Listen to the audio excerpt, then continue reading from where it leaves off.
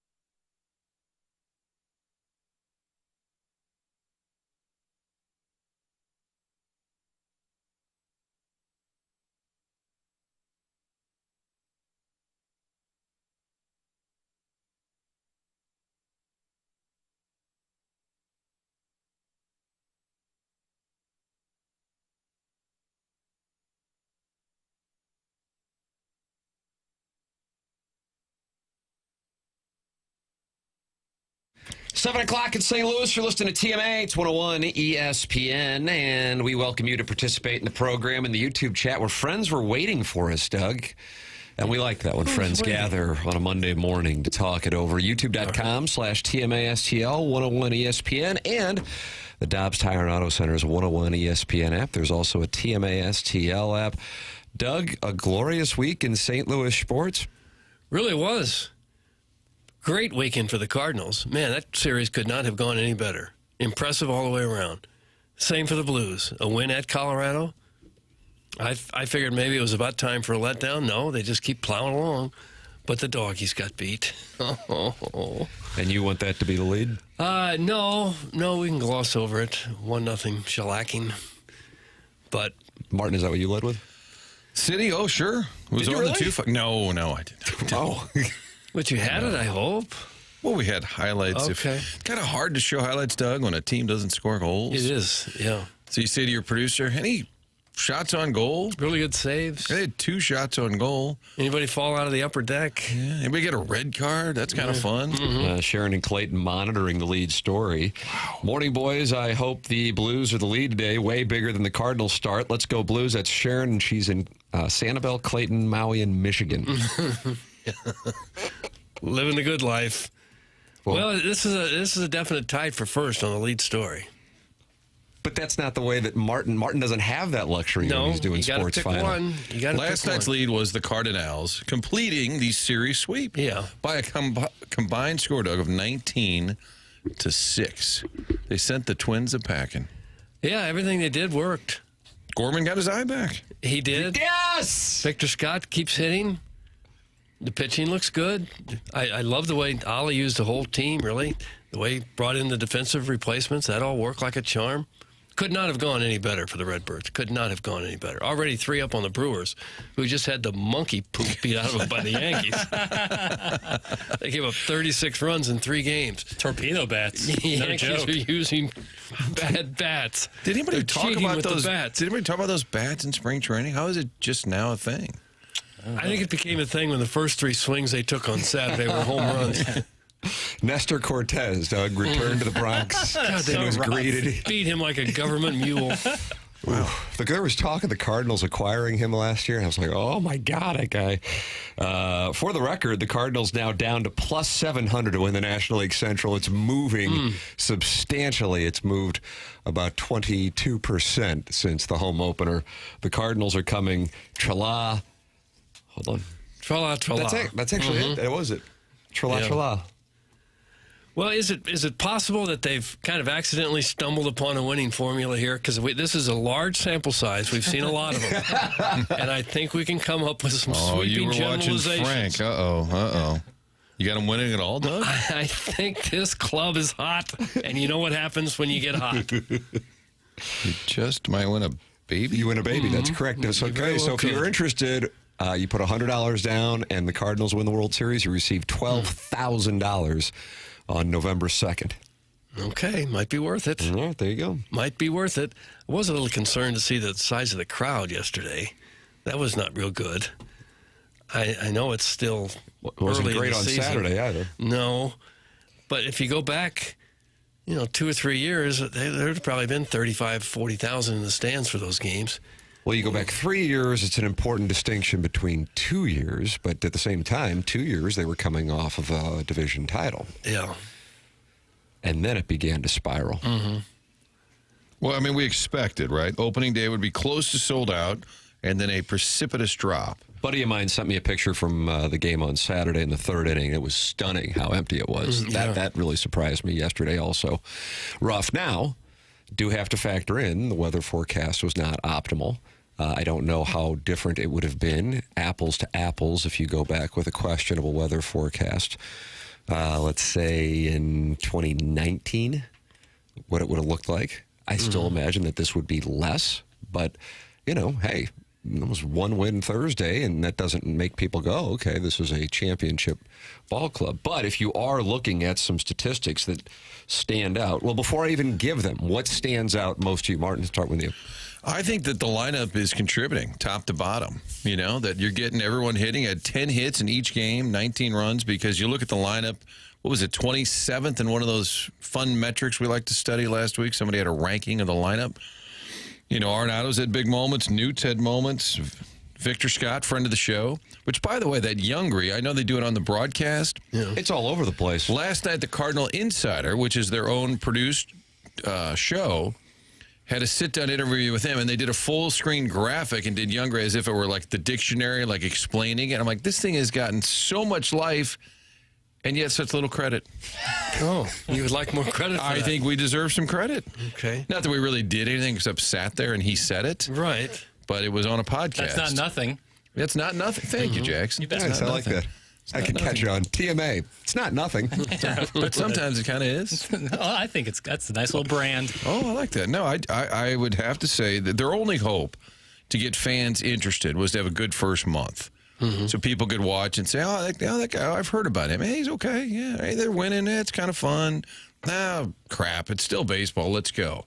Not after 3 games, but maybe after the first month if you got a winning team. Yeah, if they keep it going here for a while, they'll get some fans back.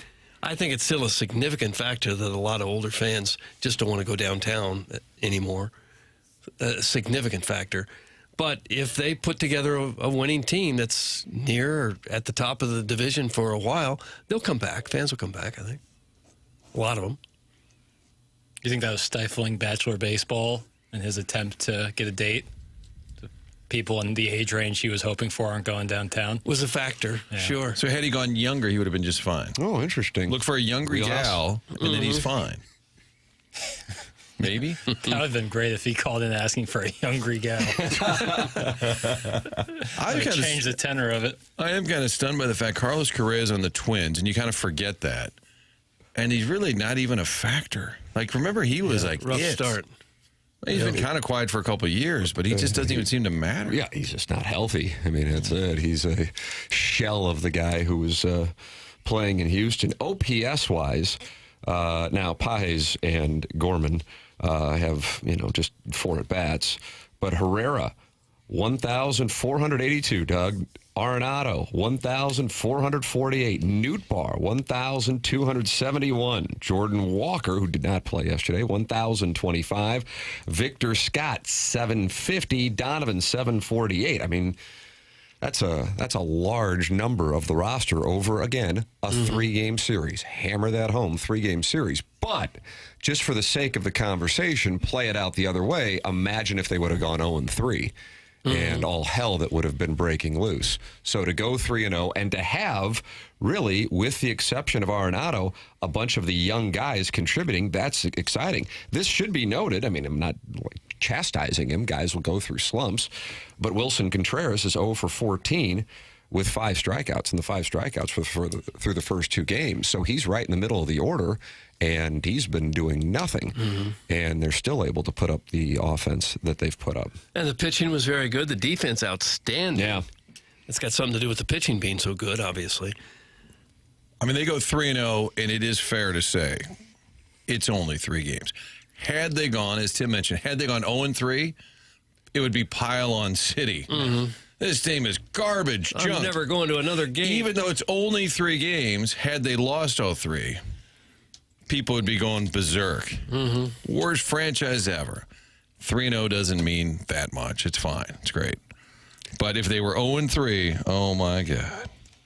If they keep the good pitching going tonight, that would be quite intriguing, considering it's a Miles Michaelis night. And then Liverpool tomorrow night. You carry that over, that'd be a hell of a story. I believe Kyle Hendricks is pitching tomorrow for the Angels, which is a problem historically for the Cardinals. Good old Kyle Hendricks pops up on the Angels, finds his way back to Bush. Mike Trout in town.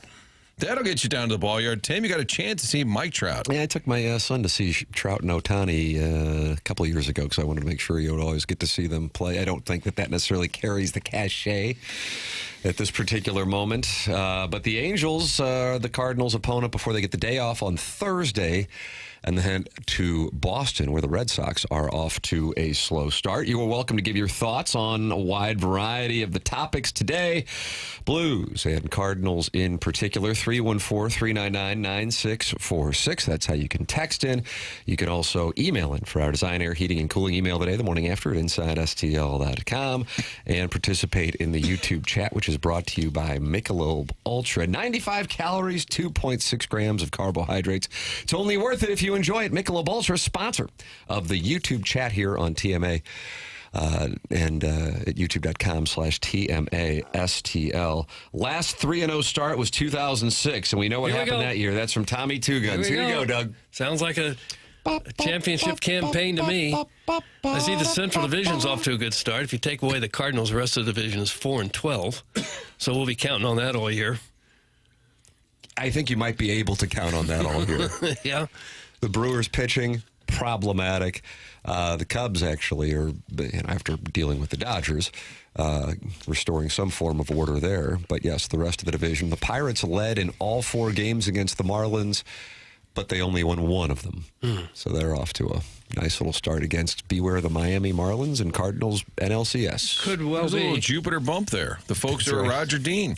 There are only 4 undefeated after 1 week. That's kind of surprising. Only 4 left. Name them, Doug. Cardinals. Yes. Dodgers. Yes. Padres. Yes. Yankees. Yeah, there you go. All of your premier franchises. Look at that. The Cardinals, last time they were 3-0, 2006, as mentioned by Tommy Two Guns, won the World Series. The year before that, that was the Pedro Borbon years at Stone, 2003. 85 wins, more than the 2006 World Champion regular season total, but no postseason. They probably would have been like the 2 seed in this current postseason format. 2000, that was a great team. They won 95 games, lost in the NLCS to the Mets. And then this is kind of a random one, 1986, when they ran into the buzzsaw that was the 86 Mets, who won that division by a million games. The Cardinals wound up finishing 79 and 82. But through all these great teams that we have seen around here, bunch of world champions, bunch of division winners, bunch of postseason winners, only 5 times since 1982, but only 3 of the times did it lead to the postseason. With the Cardinals starting 3-0. So it gives you some context on 3-0 starts, because before 86, you got to go back to 1977. Yeah, I'm sure the Twins left here feeling pretty bad about things. I mean, you'd hate to start that way with 3 straight losses. So the Cardinals have every reason to feel really great about starting the way that they did. 3-0. They love the fans, not money. Yep. And yeah, that's even better. That this team does not play for money. They play for the fans. Doug, tonight down at the old ball yard, it's expected to be sunny, a little cloudy in the St. Louis metropolitan area right now this morning, but 12 hours from now, it's expected to be sunny. However, it's going to be cold, and it'll be around 53 degrees at first pitch. Yeah. So Monday night, kids still in school. Yeah, cold 53 weather. degrees. It'll be rough tonight. It'll be rough. There'll be some tickets on Ticketmaster for about $5. I appreciate the fact we're debating what's the lead, and yet I'm leaving Busch Stadium yesterday, and Brian Bartow, a friend of the show, I'm walking out. He said, tell Jackson I'm ready for some NBA. So the Cardinals PR director is Pistons getting the big old big old brawl. What up, Beef Stew? Pointing at guys he's about to fight. It's outstanding stuff. Tim, do you like the fact that on the dossier, segment 7-2. 7-2, Doug. That'll be our second segment today here on the morning after. The top line in the dossier says, what's the lead? So it's interesting that we would get to that in the second segment, as opposed to the first segment where historically you have the lead. That is correct. Jackson, what is the thought process on that? Ladies and gentlemen, this is Jackson Burkett. And You by know the- him from Ladue. By the way, you misspelled lead. Ooh, this is about to be here a we go. journalism dunk. No, that's I like a good journalism dunk. when you're talking about the lead, like a news lead, LEDE, I believe, is the correct spelling. Why would that I think be it's the a correct print spelling? journalism thing. Yeah, it's a print. And What I'm, the of hell is course, print journalism? hey, Print is easy. dead. I was raised on print. Yeah, it's dead now. Was that a dunk, Jackson? More like I just a feel like lay-in? I got reverse dunked on. When you lead the crowd, you LEAD the crowd. Right, but when you have a news story lead, it would be LEDE. That's not even a word. Doug, you trust the Pointer Institute, correct? No, Because he's about to prove him wrong. it's not even a word. Roy Peter Clark in August of 2019. Did you read his column on No, hell no. Pointer.com? I am writing this essay. It's an essay on whether or not it's lead, L-E-A-D, or L-E-D-E. To help dispel, or should I say dispel, a preference for L-E-D-E over L-E-A-D to describe the beginning or introduction of a news story.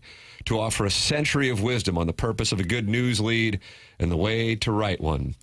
My interest in these topics was ignited recently when the Pointer website briefly expressed a preference for L-E-D-E, a spelling I had avoided since my arrival in St. Pete Yes. in 1977. You should have. For me, the spelling has been L-E-A-D. Yes. After all, the well-written first sentence leads the reader into the story. In addition, L-E-D-E felt like not jargon, but slang from the same generation as 30 to represent the end of a story, as head, H-E-D, is short for headline.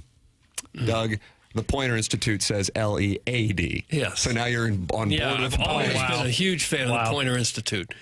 This LEDE sounds like an English thing, and I'm tired of the English since all this taxation. Right.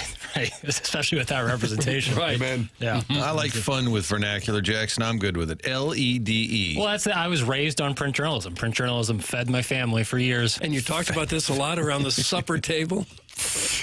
Whenever we had a lead topic. Did your mom ever yell at you and say 30, meaning that's it, end of discussion?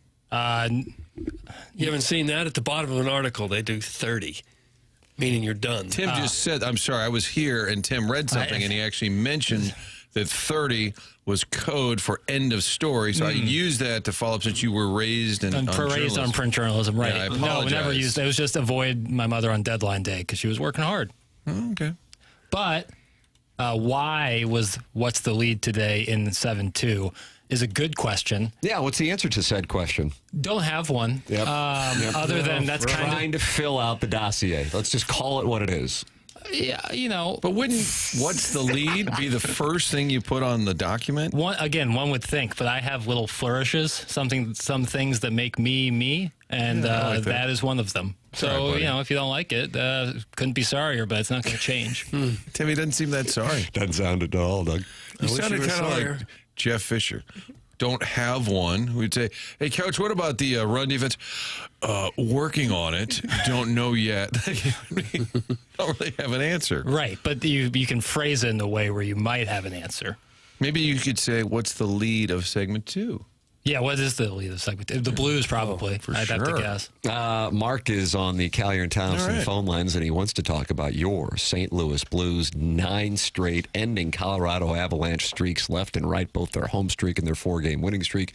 Mark, good morning. You are on 101 ESPN. Hey, good morning, guys. Love the show. Wanted to say first up, I listen to you guys every morning getting to work and really appreciate it. Love the banter and all that stuff. You guys do great. I was just calling with a unpopular thing probably. I got some friends at work who still agree, but I think the Blues missed a golden opportunity. Benner's stock went through the roof. I think Hofer is probably the best puck-handling goalie in the league, and he's ready to get stuff going. He's the future. We could have gotten a first-round pick with Benner. Love him to death. Gave us the cup in 2019. No one can contest Game 7. I mean, he stood on his head. I love him to death. But get another first-round pick with the talent we got. Give that responsibility to Hofer and let him take it and get into playoffs here and get some great experience with his shoulders, riding on that. I just think we missed a golden opportunity. So for the purpose of clarity, you're looking back on the trade deadline and wishing the Blues would have traded Jordan Binnington? Absolutely. I kept thinking it the whole time, hoping they could get something and get him to another team that's making a run because, he was just through the roof in stock after 4 Nations and playing so well. I just thought it was a golden opportunity. You guys talked about it before. I remember Doug getting criticized kind of a little bit some mornings, too, at mentioning maybe trading him, if I remember correctly. And I was in full agreement. I just thought it was a good conversation for the show. But has it changed your opinion? Apparently not. Over the last few weeks with a team that's played this well against all types of opponents, wouldn't you argue that if you are going to make any kind of run in this moment, you'd still need Binnington? I think it's still worth the risk because Hofer is the future. The guy is awesome. I know Benner is great, and we owe him everything for that cup. I just thought you could have got a first-round pick, actually, for Benner there, was my point. We finally could have gotten it with this stock through the roof. You still could have made a great run. And remember, this team's wanting to make a run for many years now, the way that, Army's building this team.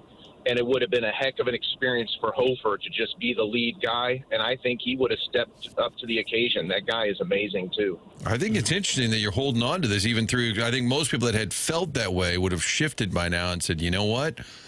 I'm glad they kept him. This team looks like it has a little mojo. Monty talked about it in Denver on Saturday and said there's something going on here. You can feel it. But I like somebody who holds on to their position, Tim, and is willing to drive off a bridge with it? Yeah, Mark, as you might imagine, the text inbox isn't necessarily supportive of your opinion. Does that alter any of your thought?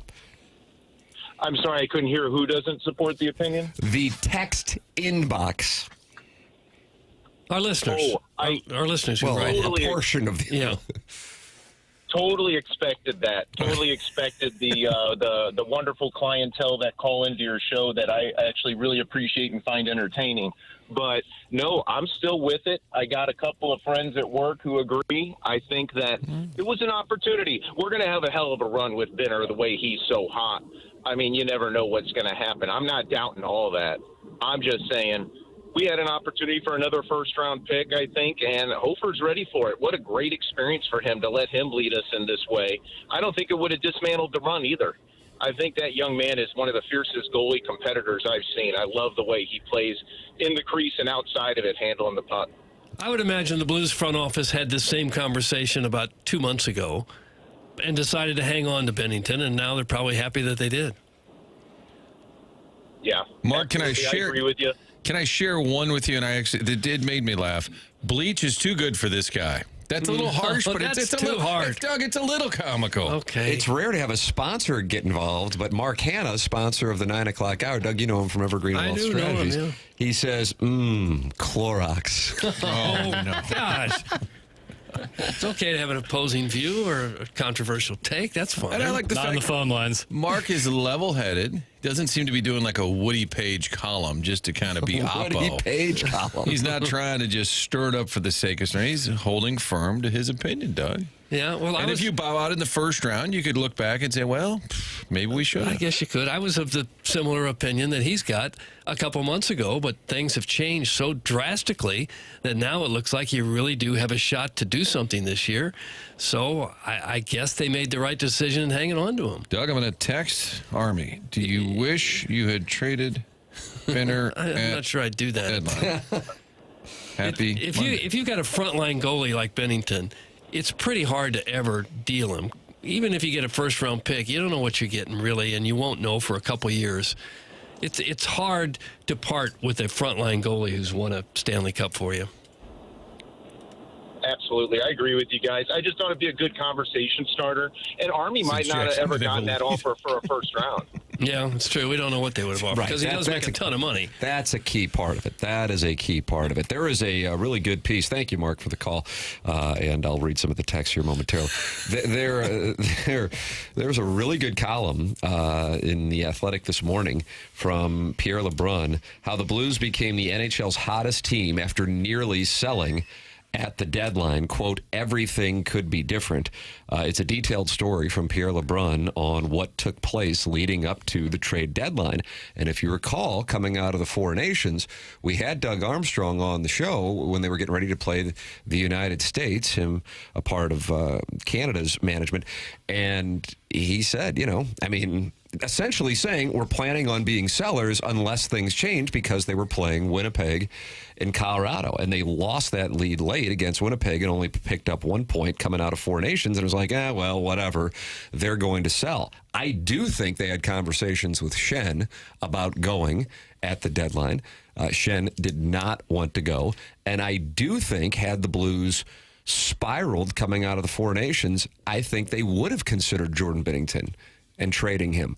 I don't believe that a first-round pick would have been out there for him, and I think that's an important part of any conversation that we would have regarding Jordan Binnington. I think Mark, however, is in the minority talking about that at this point. The key from my standpoint is, did he change his mind? And obviously he didn't, unless the asking price was just too high when Parayko got hurt, and those 24 hours or so before they found out what to do with the Blues trade deadline, when Parayko was announced that he was going to be out for essentially the regular season. That was the bad beat because they had been playing so well. Mm-hmm. And Bennington has been a huge part of the turnaround. Last 3 games, he's given up 1 goal in each of the last 3 games. He's shown in the past when he gets super hot, he can win this baby.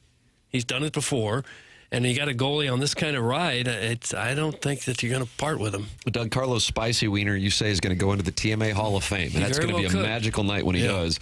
He says Mark may need to get a new weed guy based on what he's smoking. Otherwise, playing Frogger on I-270 might be a good idea right now. Oh, that's rough. That's Carlos Spicy Wiener. And Frogger, again, is where is that just leapfrog? You try to, it's like Dodge you're vehicles. crossing a street and you got a Dodge vehicle and there's like medians or lily pads The that you frog jump on. itself, was that I 1983 don't know when the Frogger years. came I out? don't know the years, Tim. Was dodging logs, if Yeah. I'm not mistaken. You could ride Different- the log. Yeah, you Yeah. could. Reverse cowgirl. That's Forest correct. debris of some sort. Decent take, trash timing. Hofer may be the future, but we be living in the present. You're not the smartest guy in the room, bro. Stop trying so hard. Oh. Bleach this Vaughn apologist. Anyways, congrats on inexplicably winning Listener of the Month. Thanks and hashtag free Burke. It's from #1 Asian intern Brian Henson. Listen to me on Mr. Martin's channel tonight for an exclusive Colts update featuring one Doug Vaughn. So Brian Henson and Doug are your guests tonight on the Colts? Is that on Channel right? 2? I hadn't heard that yet. Doug, you didn't know that? How do you think your producers react if you were doing a Colts inside report with Doug and Brian Henson? They'd scan the rundown and I'm sorry, what? My secretary keeps my schedule, and she has not told me yet that I'm appearing on Channel 2 tonight. Maybe soon. I think Mark called in because we referenced Jackson's dossier that had a lead in the second segment, and he thought he was kind of directing the show and helping. He kind of sounded like Ray Liotta's voiceover in Goodfellas, which Wow, is so specific. more nasally than his actual performance in the movie. He That's sounds actually accurate. he talks out of his nose in the voiceover. What's but in that the movie- about? I don't know. It was out of respect. Out of respect. Well, when the kids carried his groceries home. Oh. Yeah. Well, I would be quite sure that that the Blues had that same conversation about Bennington a couple months ago. And now when they sit down together, they probably say, whew, aren't you happy that we didn't make that move? No, you win the cup, then you trade him, Doug. Right. Right after the parade. Mm-hmm. No, it's a reasonable. During the parade. It was a reasonable thought. It was a real topic. It just it feels a little wet blanket on a day when we're talking about a 9-game winning streak. Can we just enjoy the winning streak? I would support everyone if you were not watching it live on Saturday. But were you watching the end of the Blues and Avalanche on Saturday? Anybody? I did, yeah. No, you were. Martin, you I was were. watching with my mom, and Oh, wow, how about that? she appeared to be like Colorado win. she was in a panic, like, oh, when they were shooting at the Yes. end. And I was screaming, homage to producer Dave, who does this at work, even while you're trying to type. He'll say, get it out! Get it out! When he wants the puck out, he just screams. It's like they can't think of that. Get it out! Jackson, I'm pretty confident I don't need to ask you. Missed it. Chairman Kurt, were you watching it live? Ladies and gentlemen, this is Chairman Kurt. He handles the Collier and Thompson phone lines where Mark called in. No. No, okay. Oh, It felt like the end of a playoff game / playoff series. It was so intense. You have two of the best players in the game out there together in McKernan and McCarr. Some, unfortunately, have confused Cale McCarr with Cole Kmet. Jackson's raising his hand if you're watching on YouTube. And you're just going, oh, my God. On top of it, the Blues couldn't get off the ice, so the guys are exhausted. They're just throwing themselves at the puck. It was a rush. For a team, in the case of Colorado, that, theoretically, they could, still catch Winnipeg. It's highly unlikely. They're pretty much locked into that 2-3 matchup, which will be a hell of a matchup between the Stars and the Avalanche. And the Blues are out there battling. They're trying to win 9 straight. It was a hell of a series of, 2 minutes in which the Blues are withstanding it, and they're able to do it. And the thing about it that stands out to me, over the course of the 9-game winning streak, there have been some good wins, and to beat a team 3 times in, 9 days, as they did with Nashville, to do it without Buchnevich, always we talk about, or I do anyway, the fact that Parayko hasn't been around for almost all of this, going back to February and that injury against the Kings, or I guess early March. But specifically to beat that team, which could wind up lifting the Stanley Cup in a month and a half in their building in the midst of an 11-game home winning streak, that is a hell of a win. You can't say that was against the Blackhawks or the Predators. That's against a team that is going to be in the mix. At the very least, they, of course, could go out against the Stars, but, the Stars will be in the mix for the Stanley Cup. The Stars are actually the favorite to win the Stanley Cup right now, surprisingly. That's a hell of a win. In their building, It's always tough to win in that building, and that was a hell of a win. Plus, the way the game was played, it felt like a playoff game. And you're in panic mode watching that, yet if Colorado had scored, you'd still be going to overtime. You'd still have picked up a point. It would have been huge. It would have been deflating. But it wasn't the end of the world, but it did feel that way. Yeah. In those final seconds, like, oh, get it out. Oh, my God. Oh, they're going to score. I know they're going to score.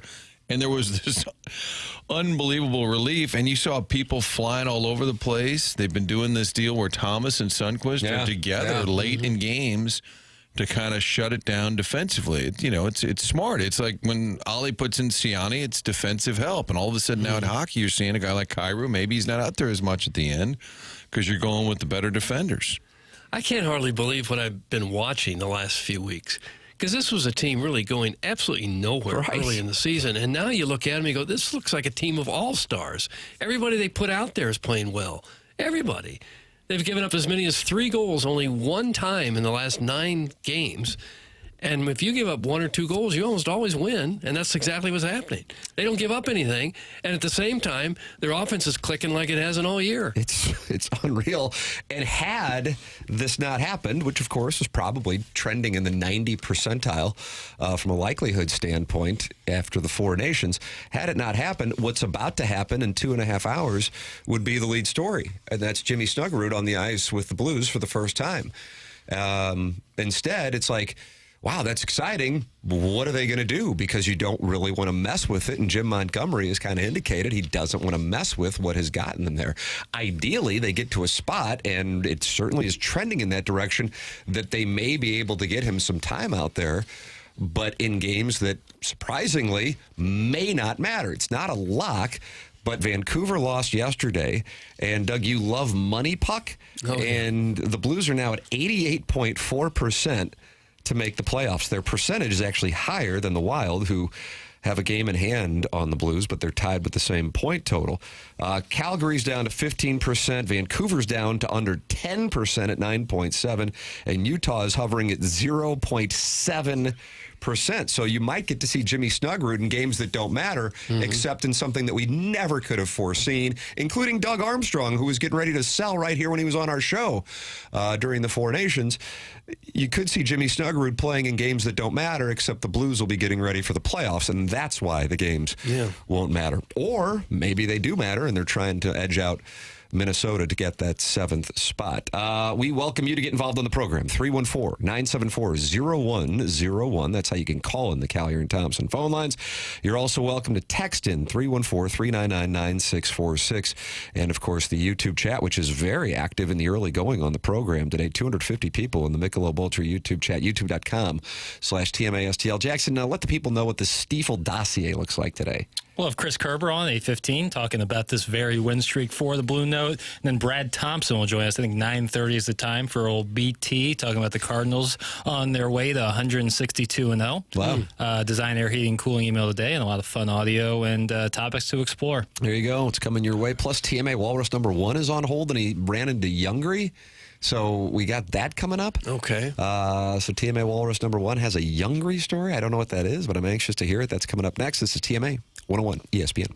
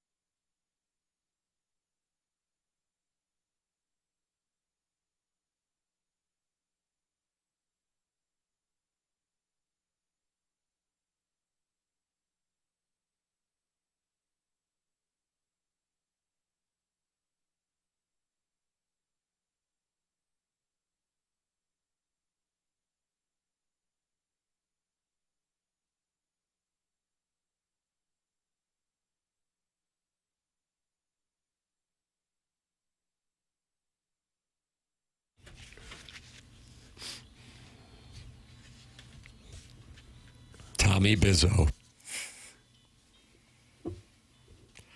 Texas Tech's last 2 minutes. Oh, yeah. Oof. How far ahead were they? They were like 10 points up with 3 minutes to go. Yeah. Well, Walter Clayton is hitting He doesn't literally miss. everything. In the last couple minutes, he does not miss. Pride of Iona. Crazy. I don't know. You probably were watching that, though, Jackson, weren't you? Yes. You were not watching the Blues and Avalanche. You were watching Texas Tech and Florida. Yeah. Okay. Gosh. So Do it again. So painful to hear. speaking to the caliber of my social calendar, I was watching both on a Saturday afternoon / evening, and was watching the Texas Tech Florida game. And I said to my wife, and it's when they were up 10, I go, God, Florida's only plus 260. I'm like, it's like they knew. It got up to plus 500. And then they were down 3, and she goes, "Did you bet it or not? For as much as you talk about it, like, I didn't bet it." Sounds like a listener. Yeah, exactly right. She's on the fan page, and sure enough, it's like Texas Tech knew they were going to lose. They missed the front end of 2 1-on-1s. Yeah. That's brutal. I'm asking you this: would you rather be what Missouri did out against Drake in the first round, or Texas Tech 2 minutes away from a Final Four, up 9 points, and to piss the bed like that? In the moment, I would have rather been like Missouri and just lose early to a lesser team. I think given 24 to 48 hours to reflect on it, I would have taken Texas Tech's kind of journey. But yeah, in the moment, that might have ended me, especially because of the missing 1-on-1s. Like that is, Am I off the mark? But this has been an NCAA tournament. It's not a complaint. It's the first time since 2008 you have all number 4 1 seeds in the Final Four without many buzzer beaters. I mean, the games this weekend, minus that one, didn't have a whole lot going on. yeah. The Houston, guy who walked? Derek Queen, but the end of that Houston. Yeah, that's 3 it. steps. Took 3 steps. The end of that Houston game where the inbounds play, where they fired in, that was like a last second, wasn't buzzer beater. I'm sorry, I'm talking about the Elite 8 games. That's a Sweet 16 game with Got it. Purdue. Yeah. Really, not even like a lot of games where like you hit a shot with 2 seconds left. Just overall throughout the tournament, but then the Final Four games minus that. And Florida's very fortunate 2 of their last 3 games, but when it comes to Auburn and when it comes to Duke in particular, my God. I remember busting your balls when you said Cooper Flagg being out, they might not be able to, do a damn thing. I mean, they're much more than Cooper Flagg. Yeah. And I don't know if it's just a lack of him being like a Leitner-like figure who's been around forever, who doesn't have the same Q rating with fans. But that team, I had a buddy, I was telling Jackson and I were hanging out yesterday afternoon, and I read this text from a friend of mine who played basketball at Wake Forest, and another buddy in a group chat goes, "I'm in this NCAA tournament survivor pool. I'm going to go with Alabama." And he jumped in and he goes, "Don't do it. Duke's going to beat the hell out of him." And he went through 5 reasons. And I'm like, this guy played in the ACC. I think he might know what he's talking about. And sure enough, everything he said was exactly what they had. And they did it. And then they held Alabama to 65 points, holding Alabama to 65 yeah, that's points. Unbelievable. You kidding me? That team scored 113 against BYU. I mean, holy crap. It was just executed so beautifully. I don't know. I'd be very. I picked Houston. I mean, outside of my Missouri and on spread zone, I picked Houston to win this whole thing. I just don't know how somebody's going to beat Duke. But if somebody's going to do it, it would probably be from that other side of the bracket. Don't know who to pick out of those 2. Who would you pick, Jackson? Florida, and I think that last 4 minutes is proof because they offensive rebound so well. Like they can kill you on the glass. And when you have a guy like Walter Clayton who's playing as well as anybody I've seen in the tournament in, I don't know, a decade, yeah, I'm rocking with it. Youngry story on the Collier and Thompson phone lines. Doug, this is TMA Walrus number 1. Okay. You're on 101 ESPN. TMA Walrus number 1. Good morning. What's up, boys? How are you all doing? Hello, Walrus. Hey, so Friday afternoon, I was over at Barquet. You're over where? Doug, you were over where? You broke up. Where were you Friday? I was at Bar K, Doug. Calm down. Bar K. It's Where's about Bar as K? audible as our Bernie Federico call on Thursday. Where's Bar K? It's on Kings Highway, south of Barnes. Is that the dog place? The Bark Yes. K is Bark, Doug. It's kind of a okay. cutesy way of saying bring your dog and have a beer. All right. Right, basically. Okay. Anyway, sorry. You got to explain these things for the old people. Okay, knock it off, Morris. So anyway, I'm sitting there with my Cardinal shirt on, and an older lady comes up to me, and we're talking about opening day, and she said, "Yeah, Victor Scott was on a podcast, and he was trying to say young and hungry, but he said youngry." I said, "Yeah, I heard about that too." I said, "But it's only like they've been on for 20 years, but it's all right, lady." All right. So I try to give you Another old. yeah. But I was like, my God, this thing is like really taking off with people around St. Louis. It's crazy. Okay, that's the whole point of the story? Sorry, Doug. Okay, no, it wasn't bad. It wasn't bad. Glad you heard that and passed it along. Hey, Thank real you. quick, Walsh, you think they should have traded Benner back at the deadline? Poll question. Anyway. Good to hear from you guys. That was a nice story. Thank you. Thank you, Team Hey, Walrus number one. I'm sorry. What was worse, the connection or the take? I'm sorry. I don't know. He's trying to share with us that Youngry is emerging, and yet it's still not credited back to the show. Which is appreciated. But the call, the intent of the call, the execution intent of fell the call. flat. Just had a bad connection, unfortunately. Well, it happens. Kind of made me miss Happens. Mark's call. Bleach now. Thanks. That's from the Maplewood Mud Muffler. I don't know. Wow, great story. That's from the 314. This story might have been interesting had it been told by anyone other than this douche. Oh. Bleach him. That's from John Lithgow's Harry Henderson. Oh, look at that. Look at this. Look at that. So unfortunate because Doug TMA Walrus number one is a kind gentleman. He is. Special yes. spirit. And we He's a enjoy when special people spirit, call. but he just had a connection that just wasn't optimal. We have a developing situation with your St. Louis Blues. Not only do you have the Youngry Birds, but you got the St. Louis Blues. In 2019, Doug, there was Gloria. In 2025, Jobu. Now, he's been given a locker in the Blues room since the Four Nations. And, of course, that's when they started the heater. And Matthew DeFranks of the Post-Dispatch had this interaction with Jordan Binnington following the game on Saturday at Ball Arena in Denver. All right. Yeah, Jobu's second intermission speech got us going, I think. I mean, he tends to give inspirational speeches. Yeah, he brought a vocal element to the room, for sure. What did he say? That's, you got to understand his language if you want to know what he says. Doug, Jobu the statue. Kind of losing it now. No. Jobu the statue gave an inspirational speech. Okay. Matthew DeFranks of the Post-Dispatch asked what he said, and he was told you have to speak his language to understand what he said. So what Jobu said, the little statue in the room, is, at this point, classified information to the public. Oh, we didn't say anything about Bennington should have been traded at the deadline.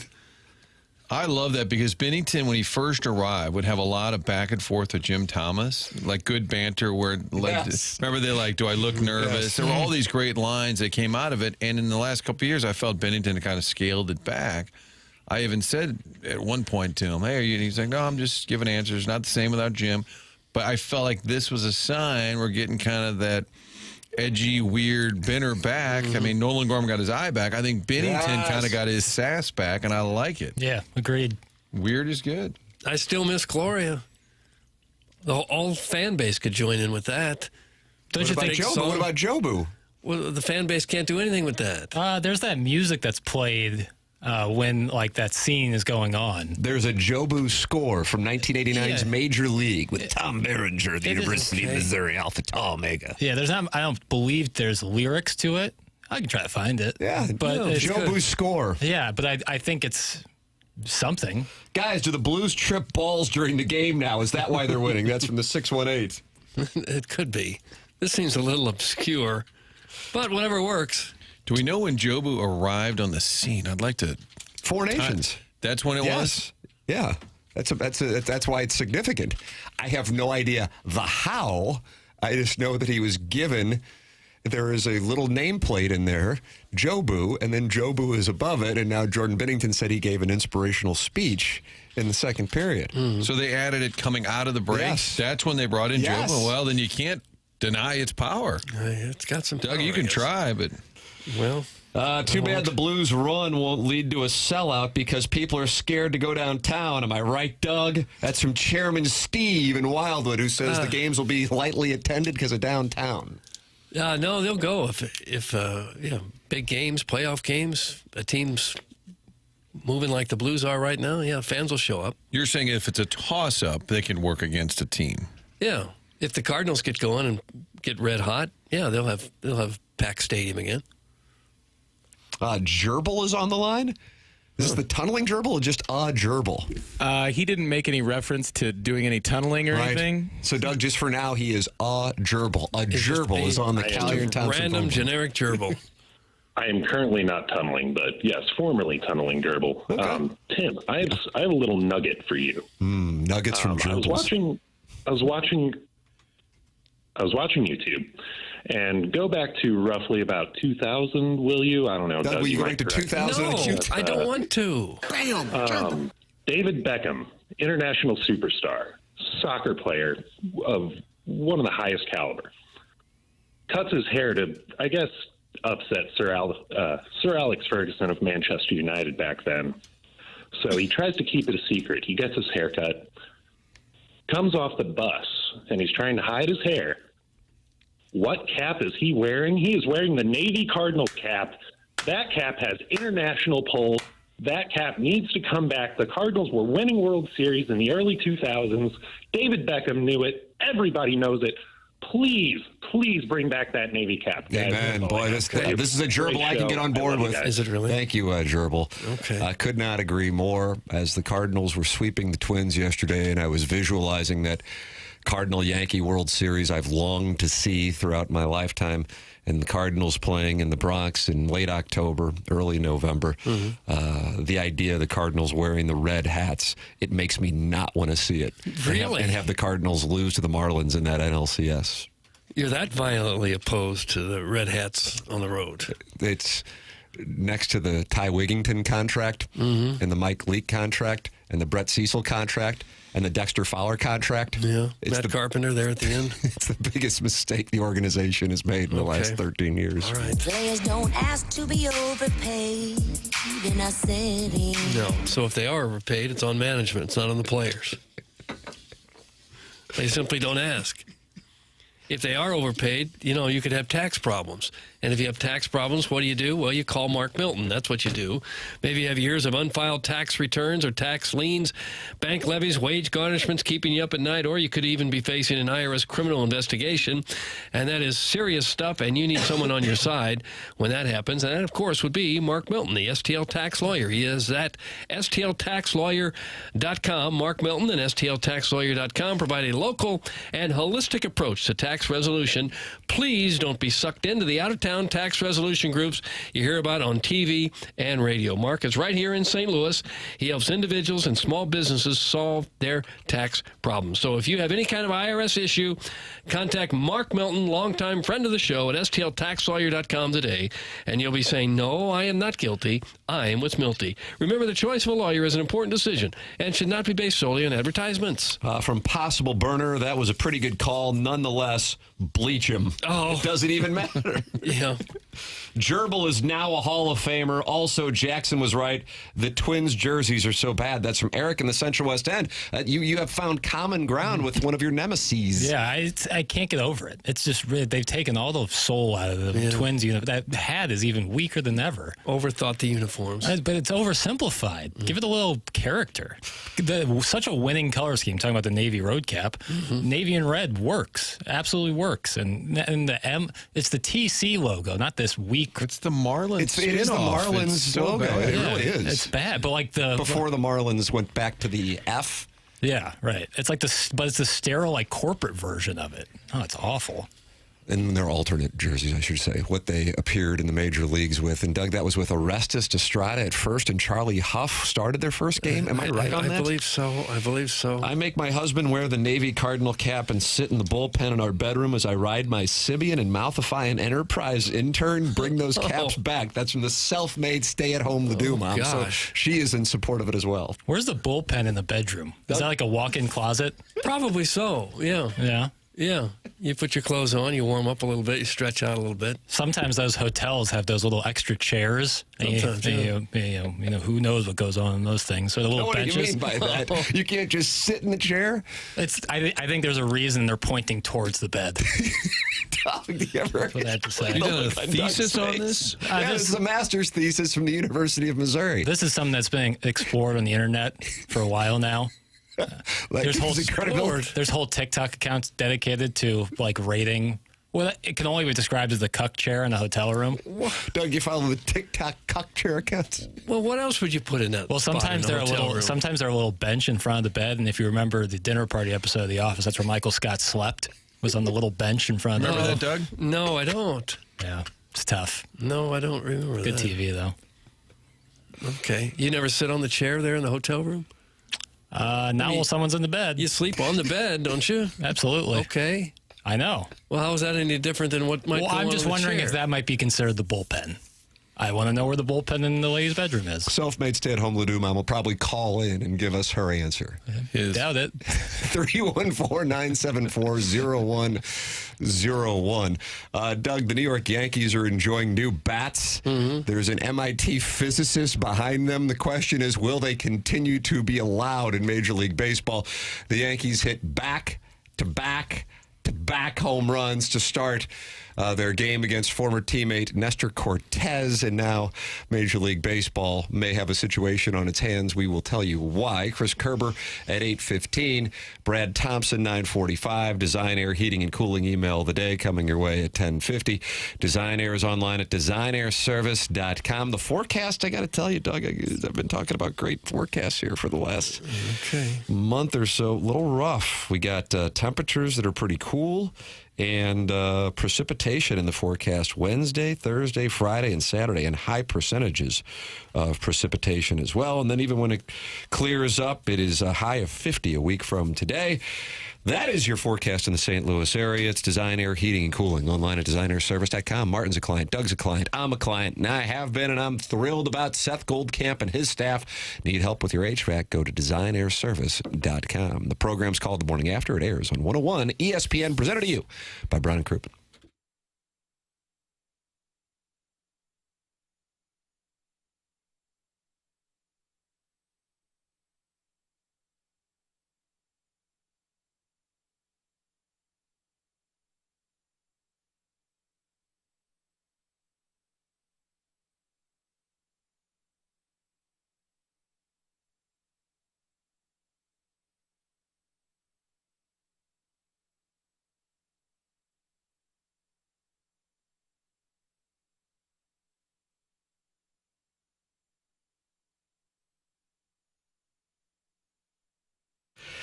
Tim McKernan here for Aesthetic Design and Build. As the weather warms up and we enter April, you start to plan on spending more time outside. Well, plan on doing so with the fully customized decks that Aesthetic Design and Build can build for you. You can check them out online at aestheticdesignandbuild.com, or do what I did and check out their showroom in Chesterfield Valley, where they walk me through all the different types of custom work that they are capable of doing. The custom decks they can do for people, second to none in the St. Louis area. That is Dan and his team, who I have gotten to know. You can give them a call. It's 636-532-5008, or you can visit them online at aestheticdesignandbuild.com and let them know I sent you their way.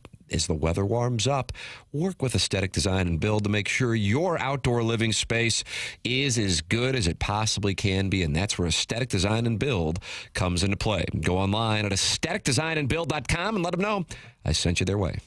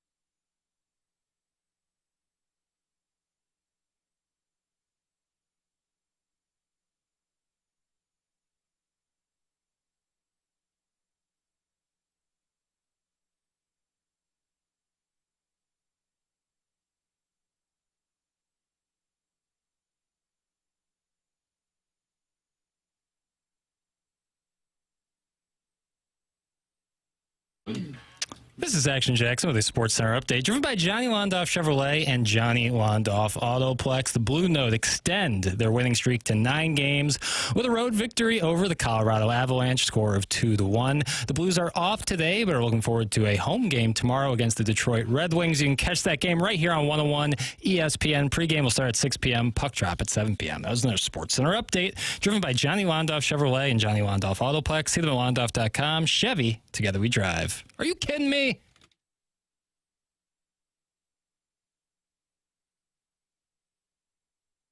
Look out now, these baby birds gonna fly. First place by mid-July. All the haters be singing their tune. They'll be playing in October when you're on your pontoon. They're young. Victor Scott not on board, but Victor Scott went yard yesterday as he is also off to a hot start, just like these Youngry birds. He's got 2 home runs and 3 or 4 stolen bases already. I drafted him in fantasy baseball, had him on the bench for a couple of those games. I learned my lesson. So he's going to start no matter what now. Yep. He almost apologized in the postgame for the home run. He's like, I'm not trying to do that. He says it's a mistake anytime he hits a home run. He has one home run, by the way, but nonetheless. another one. The Cardinals have 5 guys with home runs so far, all with 1. Newt Barr, Pages, Gorman, Arenado, and Victor Scott. And 3 stolen bases already. That's correct. He only got a steal base so far for the Cardinals. Cardinals and Angels tonight. Miles Michaelis on the mound for the Cardinals. In New York, they went a raking, and not the Yankees themselves, but the bats are the story. They won 20-9 on Saturday and started off the game against their former teammate Nestor Cortez with back-to-back-to-back home runs. And then the attention of the torpedo bat was paid by baseball fans who were not familiar with it.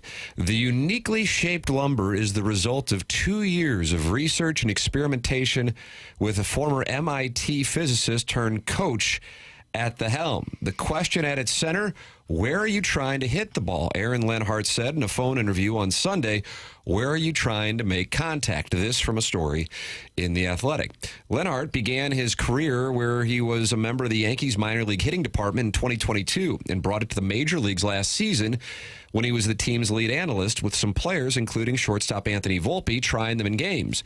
Now, as many as 5 Yankees will be using them in games at least early in the season, according to Cody Bellinger. The bats, with their torpedo-like shape, are custom-made to player preferences and are designed so that the densest part of the bat is where that particular hitter most often makes contact with the baseball. And so people are going, are these things illegal? Major League Baseball spokesman told The Athletic that the bats do not break any rules.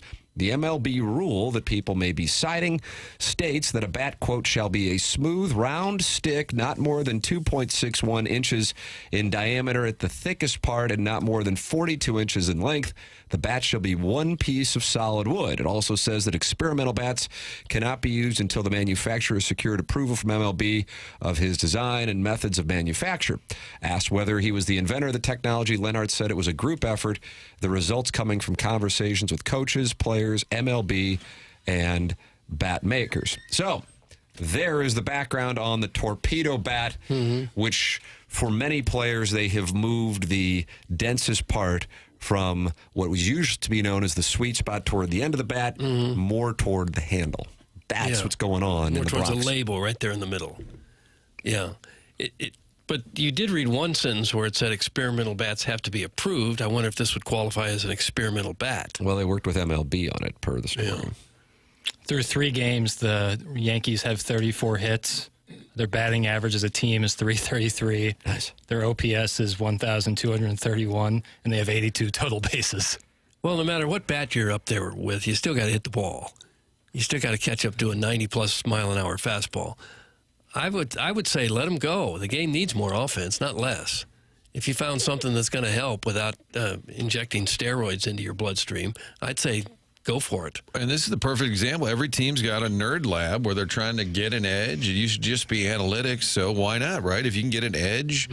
We joked when they're in Jupiter, they're going to build all these new offices, and that'd be the 3-0 think tank where the count's 3-0. That'd be the 2-1 lab. But it is kind of where the game is at. So you get an MIT guy, it's like, hey, guys, I got a bad idea. Like, players are weird, though. I'm surprised that they would take to it. So they're very finicky about their gear. I also noticed Goldschmidt leads off for the Yankees. That's a bizarre spot for him, isn't it? If not him, it's their catcher, Wells, who's the leadoff hitter. That's even crazier. Is he a member of the Prime Ministers? It was last year. Goldschmidt is. Yeah, I got Goldschmidt. So you're pleased with that, then? I'm pleased, yeah. He's going to get a lot of at-bats. Most home runs in the first 3 games of a season. 3 teams that expected to be in the playoffs in the case of the 2025 Yankees. But the most, they've hit 14 so far in 3 games. The 2006 Tigers, who may have won the World Series had they ever practiced fielding bunts. They hit 15 home runs in the first 3 games of the season. And that is the all-time record. The 2019 Dodgers with 13. So there you go. Yeah. Well, I'm sure these guys must have used the bats throughout spring training and loved them. So they said, yeah, let's go with it. It's definitely not just the Yankees. I think we're going to see more people. It's legal. It's under MLB rules and everything. Just basically moving the sweet spot down. Those balls that you're getting jammed on are finding some barrels now. That's from Angels infielder Nicky Lopez talking about it. Okay. Yeah. You had Manny Machado saying, send some over here. Did you hear that? I was watching last night. It's funny. I was just going to say that. They had him on with Ravitch and the crew, and they said, what do you know about the composite? As they were asking, I'm thinking, what if he doesn't know? And he kind of said, yeah, I don't know a lot about it, but send some over here. Yeah, could use some. I bet every team in baseball is looking into it today. Oh, my God. Yeah, they were probably looking into it after they lit Nestor Cortez ablaze. I wonder that poor guy, his last, 5 at-bats has been Freddie Freeman launching one off of him. I think he pitched in, 1 later game, and then just an absolutely awful start in the Bronx. I wonder if you could get a patent on that bat. I don't see why not. Well, Eric Gagne, you remember him with the Dodgers, former closer. Veteran Phillies hitter said a bat manufacturing company named B45, which is headed up by Gagne, brought a model with similar weight distribution of the torpedo bat to their camp in spring training. He wrote it off as a fad at the time. But then he called his bat guy after the Yankees outburst on Saturday. From Taylor Ward, who is in St. Louis now with the Angels, quote, I think it's really smart. It makes sense where guys constantly hit the ball in the bat. I think it's an amazing discovery. If a study revealed that this new bat worked best for his contact tendencies, Ward said he, quote, would absolutely listen and consider adjusting what I swing for sure. Oh, I'm sure they'll go for anything that's going to improve their game at all. And there's millions of dollars in it for them if they perform a little bit better for that next contract. So I imagine by the end of the year, it could be that every hitter in baseball might be using this thing. Buster Olney said that the Braves already put in an order for some of those torpedo bats. I bet every team will, sooner or later.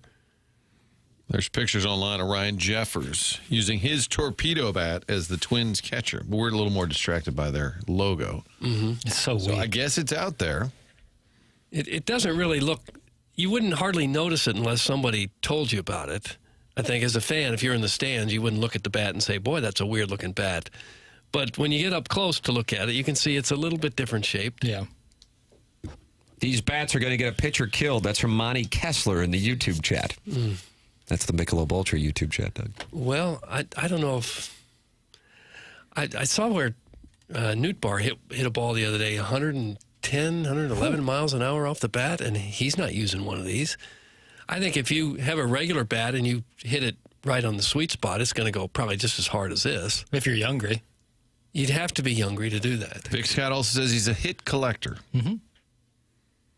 They're all talking about Brownie, Doug. We missed the story in Brant Jupiter. Brown. They're all talking They about are raving Brant about Brown. Brant Brown, the hitting coach. Every player yesterday was talking about their approach, their whole mindset, and it all goes back to Brownie. And Brant Brown was let go in Seattle after, I think, 1 year. He was with Schumacher in Miami, so I assume they had a little bit of intel from Skip about him. But the biggest supporter, I guess, was Albert Pujols, who was only with the Dodgers for a little while, but Brown had been in with L.A. for like 5 years, and Pujols and Oli Marmol are pretty tight.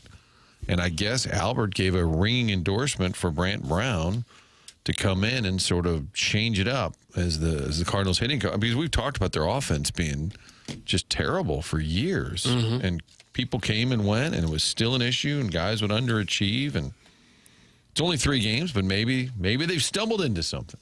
We would see him at spring training. He was out there early. Brownie? Yeah, working.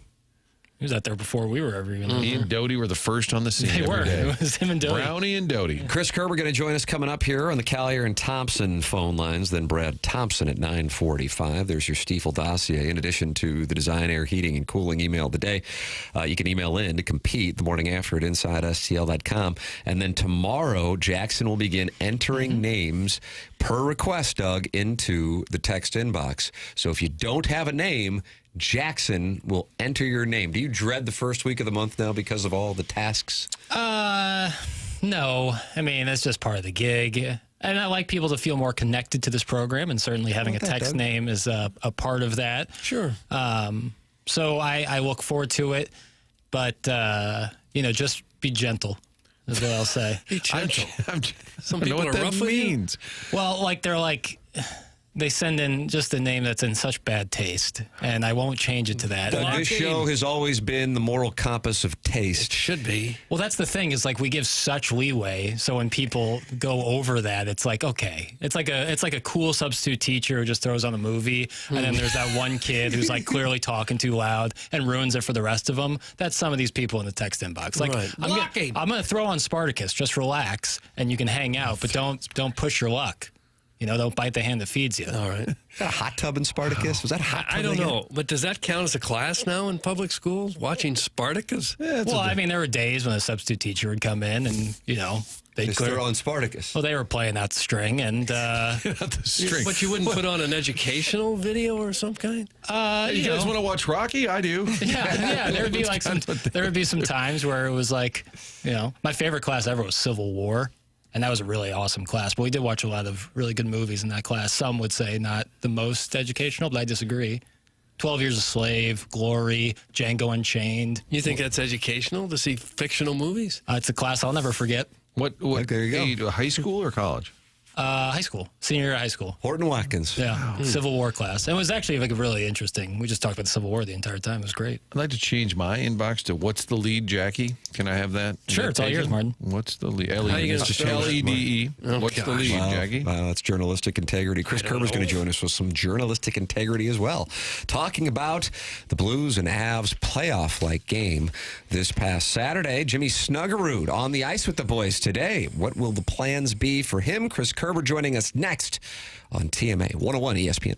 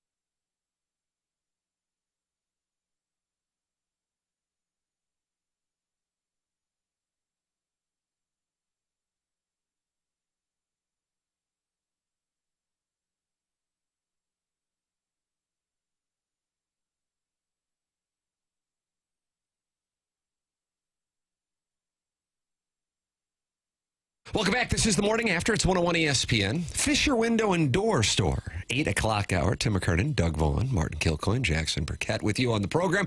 And you're welcome to get involved by calling in the Collier and Thompson phone lines, 314-974-0101. Chris Kerber going to join us on those very phone lines coming up in this segment. Also coming up this week, big doings, Doug. The Puck Cancer second shift charity hockey game is this Friday night at Centene Community Ice Center. You can tune in this Friday afternoon to hear the Fast Lane broadcasting live before the game from 2 p.m. to 6 p.m. from the E&B Granite Studio. Tickets are on sale now for the second annual Puck Cancer second shift alumni game. See the Blues alumni face off against the Blackhawks alumni, including Jamie Rivers, in a rivalry game in support of Siteman Cancer Center and the V Foundation for Cancer Research. Grab your tickets now for the game this Friday night to support those two great organizations, and then tune in pregame this Friday afternoon for the Fast Lane live from the E&B Granite Studio at Centene Community Ice Center. That is Puck Cancer, and it's coming up this Friday night.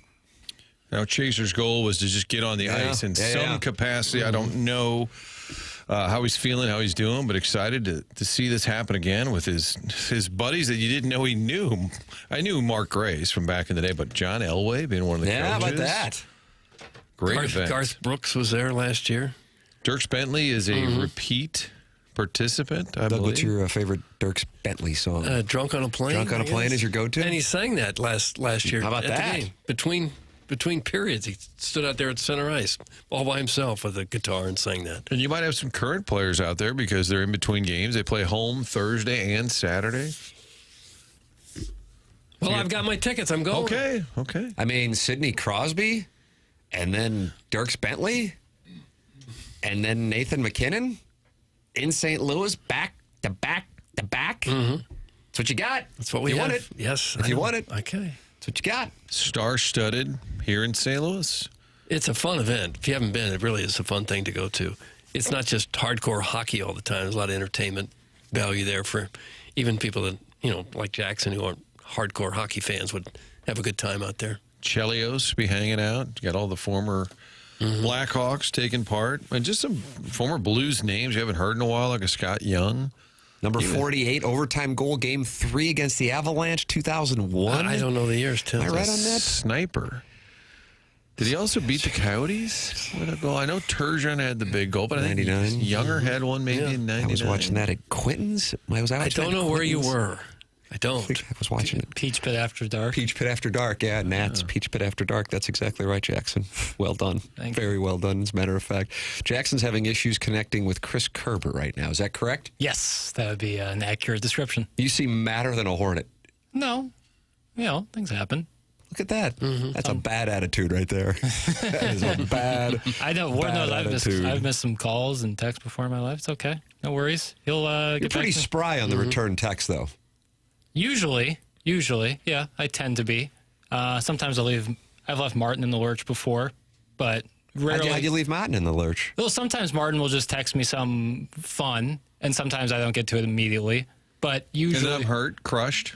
I don't mean to crush anybody, but usually when someone texts me asking for something or doing, so just generally, I'm pretty quick. You're so quick that even though I texted you at like 5:40 today, yeah, and I didn't hear back, I'm like, I hope everything's all right with Jackson. Oh, no. That's the level of expectation. The only time is when I'm driving. I texted you at 5:29. Now that I see it, holy crap! When I'm driving, I have driving mode in my car, so when I connect to my car, it immediately goes on essentially do not disturb. Yeah, just so I can lock in on the roadways.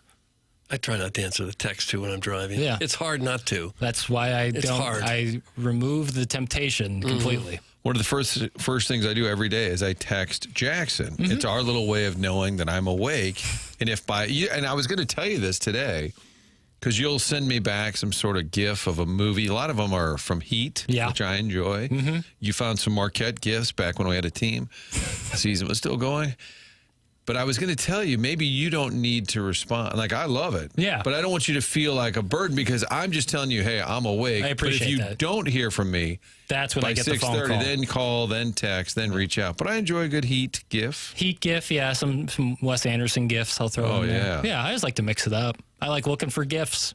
Looking for GIFs? Tim's Twitter has turned into a GIF depot. It is a GIF depot. And a good one at that. Thank you so much, GIF Doug. depot. I hope you enjoy my GIF depot. That's all I do. Does your staff handle that, Tim? My staff, at this point, I've got a staff that tweets out the LSU mom at the White House. 2019 LSU team. Best college football team of all time. Thoughts? Certainly the best offense. Probably can't deny that. Whatever happened to that coach, Ed, with his Ed voice? Orgeron? Where is he now? Ed Orgeron, go. When they fired him, bought him out with like the money, he said, when do you want me out and which door do you want me to leave out of? That is a He nice was the perfect coach for LSU. Yeah. Absolutely perfect. You can email in the morning after at InsideSTL.com. Design Air Heating and Cooling email today. Martin, you're a client of Design Air Heating and Cooling, and you know that Seth Goldcamp. Love Design Air, especially this time of year. We did have the AC going over the weekend, and this morning we had the heat on. You're just sort of flip-flopping all over the place. Make sure the unit is running properly. If it's not, check in with Design Air, who's been helping folks in St. Louis since 1904. 1904, family-owned business. Now Seth and his team, fourth generation, family-owned. In addition to that, longest-running sponsor of TMA, so we encourage you to support the sponsor, and we hope you don't have any issues with the HVAC, but when you do, make sure you go to designairservice.com. That's where you can set up your appointment, whether it's a tune-up for the summer months with your air conditioner or in the winter when the furnace breaks. Look at a technician out there who can fix it without trying to give you a little sales, a little shakedown. They don't do that. Stressful enough when the unit's not working. They're going to make sure those technicians get you back in business. Designairservice.com, the website. Make sure you let them know that you heard about it on TMA.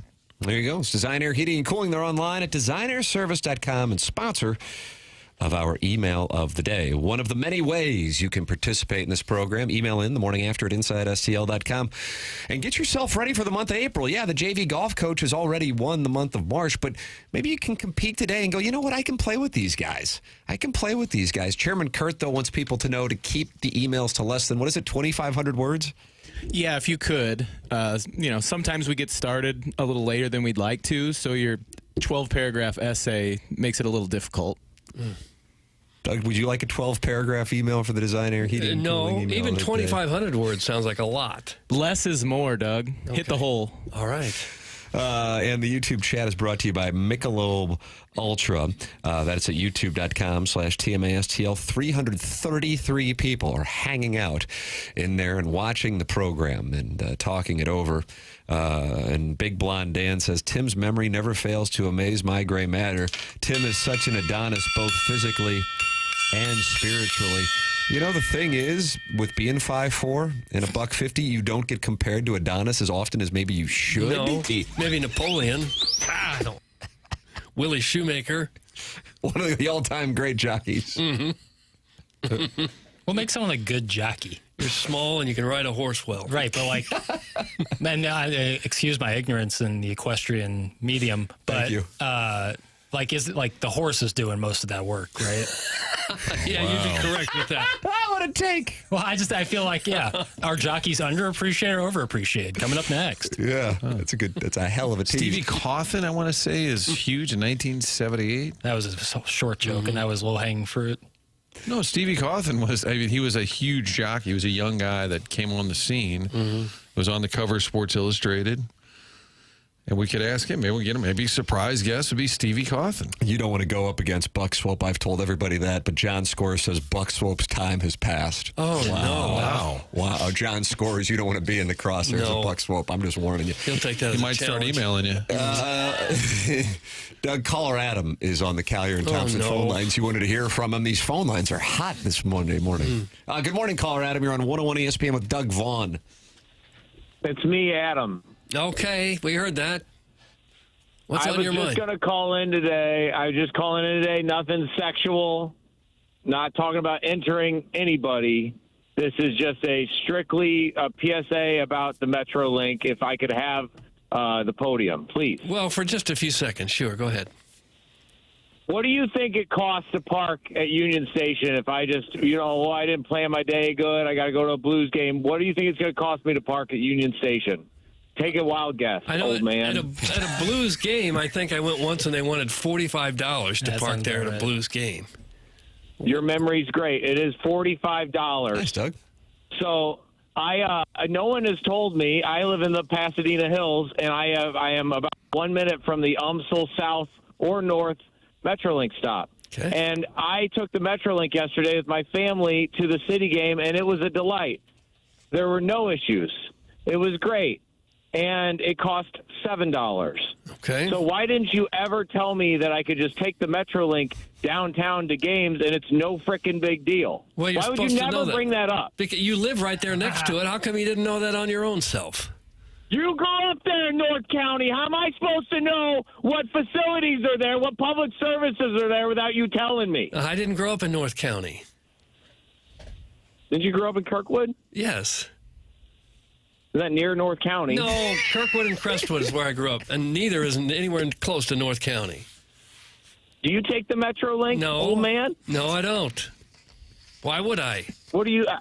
Why was that supposed to mean? Because- Public transit's a great opportunity. I feel like more people should be using it, and we're not. We're turning a blind eye because I don't want to say anything about 101 callers or listeners, but I would say most probably live in St. Charles and only go to day games. That's all I'm going to say. Yeah. But, well, you'd be wrong. But the point that I'm trying to make is that we have a great – this is just for county city people. So everybody listening, living in Lincoln, Warren, St. Charles, Jefferson County, just shut your mouth and turn your ears off. The Metrolink's great, and I want more people to use it, and that's all this call was about. Jackson's doing a great job. Kurt has no authority to tell people how long their emails can be. And Buck Swope is the best, the GOAT of all time. From one person to another, I love Buck Swope. Don't ever talk. Don't read that person's text messages that said he was bad. Adam, are you taking questions? No, he dropped. He's gone.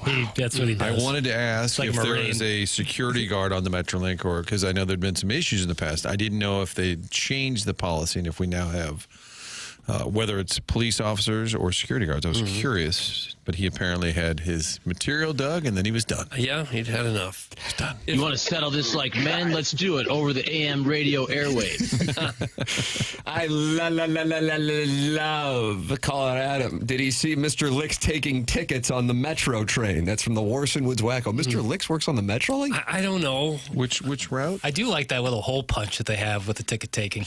Did they do that on Metrolink? No, just I like think an it's kind of an old-fashioned honor train? system. You get on there, and then they occasionally ask you, "Hey, you got a ticket?" Like, "Oh man, where?" Oh, you start patting I my had it. Yeah, it fell out of my pocket. Yeah, that's right. You're welcome to get involved like Adam has by calling in 314-974-0101.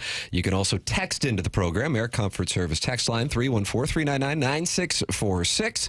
And, of course, you can participate in the YouTube chat, youtube.com/TMASTL.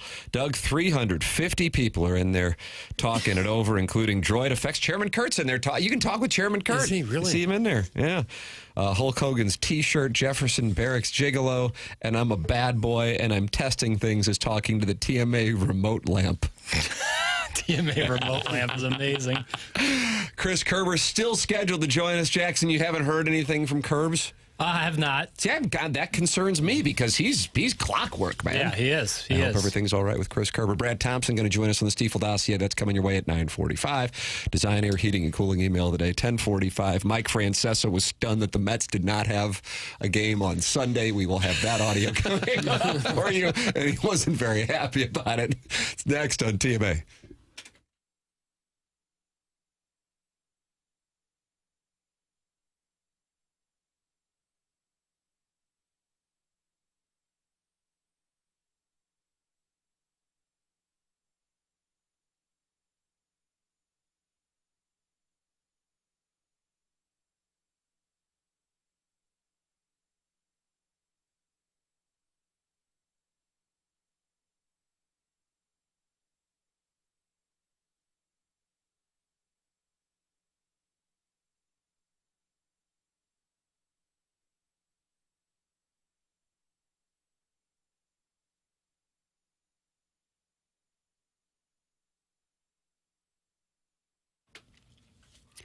TMA is brought to you by St. Louis-based Stifel. They sponsor both the dossier and the program proper. They're a leading wealth management and investment banking firm. Stifel is the firm where success meets success and has been since 1890. They were founded in downtown St. Louis in 1890 in the building on the same street today. They're proud to have called St. Louis home for 135 years now. With financial advisors in 12 offices across the region, Stifel helps clients right here in St. Louis and nationwide manage their hard-earned wealth. Stifel also provides banking, lending, and trust services and has a full-service investment bank. Basically, when it comes to finance, Stifel has you covered. They're one of the fastest-growing wealth management firms in the world. Their tagline is, where success meets success. It's no wonder they've decided to partner with a winning program like this one. Stifel and TMA, it's where success meets success. Stifel Nicholas and Company Incorporated, member SIPC and NYSE.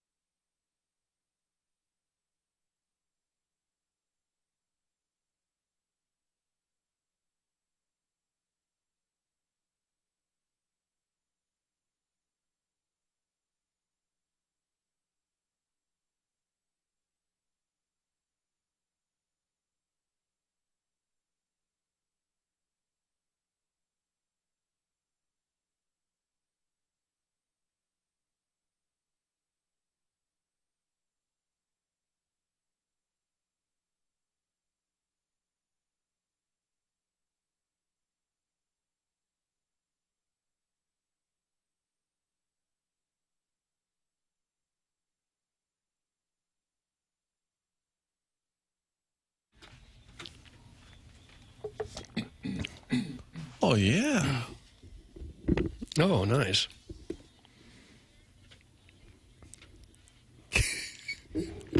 Doug, I guarantee you love this. I do. I think this is one of the best songs I've ever heard. This, like this is the gift that keeps on giving here. Sesame Street does a sports album. None of the songs are longer than a minute and a half. I'm just a little disappointed that he played here, 18 years or so, and we're just now hearing this now? That's on Jackson. It's on me, man. Now he'll come back. It's TMA 101 ESPN and YouTube, youtube.com/TMASTL. Hop on in and talk it over with Hulk Hogan's T-shirt, who says, "What a time to be alive. The Cardinals and the Blues, they are rolling." And they are, Doug. Yeah, both of them. I don't know which one is more surprising to me. I guess maybe the Blues, because we saw them for half a season and they didn't look very good, and now they look fantastic. They look as good as any Blues team that's ever been on the ice. For a short while, anyway. Great piece in The Athletic today detailing how the Blues became this force that everybody around the NHL is talking about, and nobody in the NHL wants to play in the first round of the playoffs.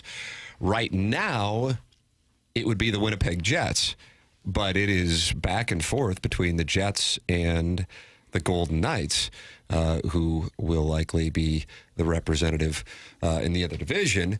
And Winnipeg likely the representative in the Central Division. But the Blues then could theoretically play former teammate Alex Pietrangelo in the first round, Barbashev in the first round, and then setting up the Edmonton Nightmare if they were to play VGK and take on Edmonton in the second round. And then Dylan Holloway and Philip Broberg can drive them absolutely bat crap in Alberta when they go up there and vanquish the Oil. And they're Banty Roosters up in Edmonton as it is. Yes, they are. They're not happy with the weather that they live in. Well, there's that. Mm-hmm. And there's also a team that they feel like is not living up to the expectations that they had. And on top of that, they're seeing two of their young stars go to St. Louis and flourish and play a key role in what's taking place here with the Blues. I mean, Right, and that being the most important thing. The expectation level a month ago, or maybe a little under, when they started winning, wasn't your expectation. I think they're now going to get in. You started to expect that they'd be a playoff team. I feel now it's shifting even more. What is the expectation level? Like, going to win at least a series, and I think people are kind of getting like cup crazy, like, oh, we could win it all. And they weren't saying that a month ago. Do you feel that the expectations around town, maybe even in the room, have shifted dramatically just in the last couple of weeks? Yes. Sure, what stood out to me, and I realize this might be something that others didn't really pay much attention to or weren't even aware of, but it really stood out to me, Martin, when Joey Vitale was on with Chris Kerber in his podcast, and we're still efforting Chris Kerber this morning to join us as he's scheduled on Mondays, that Joey Vitale said on the Curbside podcast that it doesn't matter who they'd play, whether it be the Stars or the Jets, they would beat them in 5 or 6 games. And I'm like, that's not like a fan talking. That's a guy who's seen it, who's played with the best in the game, and has been around. And I'm like, okay, that's an eye-opening comment. And that was before, I don't know, that was maybe 3 or 4 games into the winning streak. It's just a different set of circumstances. The confidence and the manner with which they're playing, Doug, you were citing some of the statistics, both with goals allowed, but also the offense they've put up. It's just a different animal, man. To me, it's more stunning regular season-wise than 2019. And again, I realize with 2019, it's tough to contextualize it and just isolate it to the regular season, because who's going to remember the regular season? You're going to remember what took place in particular with the Stars, Sharks, and also the Bruins. But they did play a really good Winnipeg team to open that thing up. And this team was deeper into the regular season before its turnaround. And also, I feel like if you look at the 2019 roster, it's got more what you would consider established stars in the NHL. This is a different set of circumstances, but maybe 5 to 10 years from now, you look at this team and go, God, look at all these guys, how young they were, and they wound up becoming stars, and it was the beginning of a run for the Blues. Because keep in mind, in less than a couple of hours, Jimmy Snuggerud's going to be skating with this team for the very first time. You saw Dvorsky last Sunday. So this could be the beginning, and that's what that article in The Athletic talks about, that this could be the beginning of a run for the Blues, not just in 2025. Yeah, they've got some favorable games this week, too. They got Detroit tomorrow night, Pittsburgh Thursday. Those are 2 teams going nowhere. you would think they've got a really good chance to make it 11 wins in a row, though you don't want to get too far out over your skis, of course. You talking to yourself, bro? Yeah, kind of. Because in pro sports, every time you think you got it figured out and you know exactly what's going to happen, it seems to go the other way. Media says watch out for Rask. I thought the Colorado game was a likely end to the streak. Hey, you played well. It's been a good run. They're red hot. It's a tough place to go and play. Joey Vitale broke down the whole oxygen molecule. I believe. Wonderful oxygen breakdown. I thought that was a game where you wouldn't be crushed, and then the way they win, and then hang on to win. Desperation late by Colorado. That just keeps making you think this team is capable of so much more other than just getting in. And the Vaughn Index may or may not have this, but the Blues have 7 games left. If they go 4-3, which is a low bar, but if they go 4-3, Vancouver would need to go 7-1. How about that? To tie them. Yeah. Mm-hmm.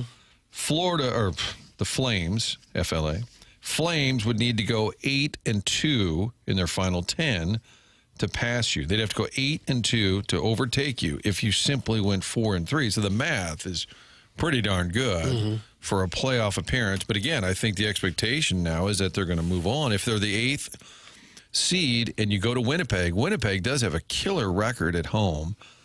I was doing a deep dive on their attendance. Remember a year ago, they were struggling. Yeah. And the article I read said that in like January of 24, Gary Bettman flew up there to like get the fans on board. They said it had no effect. And I'm like, I wouldn't think it would. I don't know that the commissioner flying Like in, a pep rally? like imploring people to buy tickets. Like, whose idea? I mean, you could say, hey, you better get going or else, your team's future. You've lost a team before. But they said Gary Bettman's appearance did not help. This year, attendance is up. It's only a 15,000-seat arena, but it has increased a little bit. But all of that said, they have a great record at home. They're 28-6-4. I keep saying you want to play the Jets over Vegas, which I agree with, in spite of Jamie Rivers' travel hopes. I feel like they can be right there with the Jets, but that sounds crazy when you look at their record, how good the Jets are. 51-19-4 for the year. In the Vaughn Index? Fantastic year. Okay. On Winnipeg, well, let me do the math. 106 would be Winnipeg's Vaughn Index, which is not a bad index. Wow. Not a bad index at all. Well, they are not happy with this topic. Deep voice dude says this is a football and basketball nation. Braden Sheen. That's in the Michelob Ultra YouTube chat. And then this gentleman says the following. How did everyone forget we had the 3rd easiest schedule after the break? So Go to hell. We didn't forget it. If we say go to hell, it's rude. But Mad Dog, he says it for us. Mad Dog worked with Mike Francesa for a number of years at WFAN. Mad Dog has his own thing going now. Mike Francesa has his program. It just kind of appears. Kind of whenever he feels, whenever his producers are rustled out of whatever they're doing. You would think when you're, I believe he's 70, I think. That sounds about right. And has made, I don't know, tens of millions of dollars. He would take a Saturday off, but to his credit, he was still giving takes on a Saturday afternoon on his Bet Rivers. Yeah, about to say when Bet Rivers is fun. His Bet Rivers podcast. Martin, he was not happy to discover on air the schedule. This is a new style of talk show host. Take a listen. Mets off tomorrow? Why don't they have them in here? That's bizarre. I can't be off on a Sunday.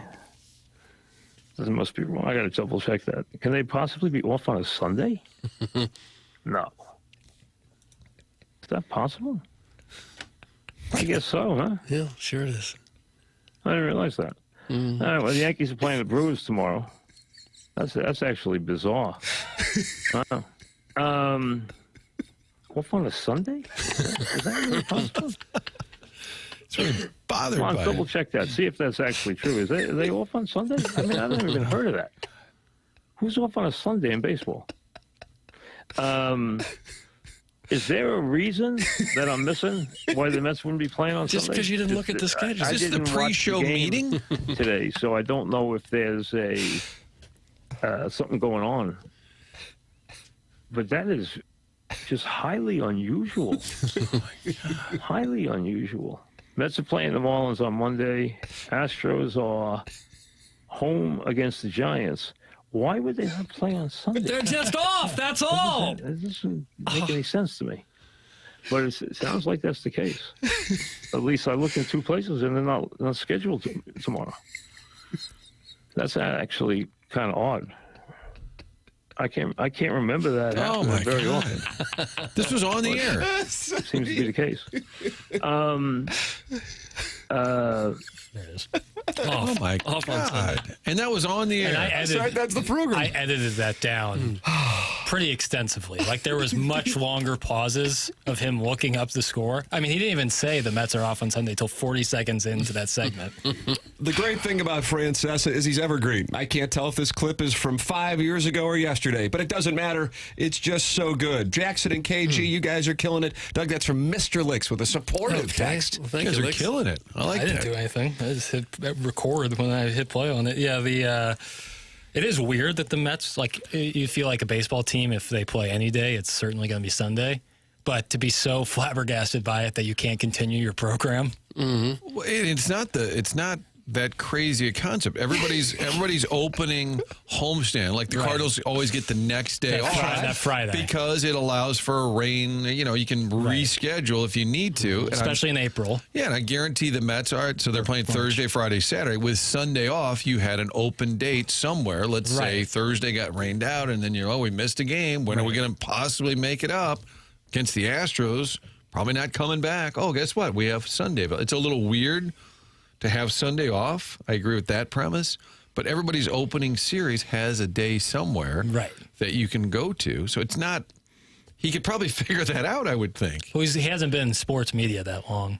No, I think he's been long. Incredible head of hair still to this day. He does have wonderful hair. I'm so envious. It's incredible. Silver fox to the nth degree. What's going on inside of that hair? Like, if you just kind of get through the cranium. It works slowly, but it gets there.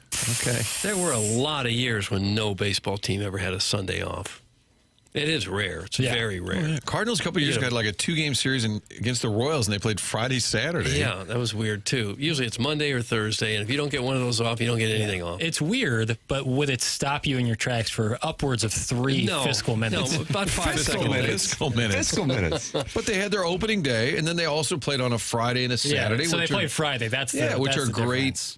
Yeah, for sure. Gates, I'm sure, for them, attendance-wise. And it's a little weird, but the reason, again, you have an open date in case there's a rainout. That's right. That's right. Don't need to worry about that down in Houston. So hence the reason for taking advantage of the whole thing. I recommend people take advantage of James Carlton's friendly service and ridiculous staff in Webster Groves. Great customer service. Has your insurance gone up in the last year? Give James a chance to save you money. And if you have kids under 25...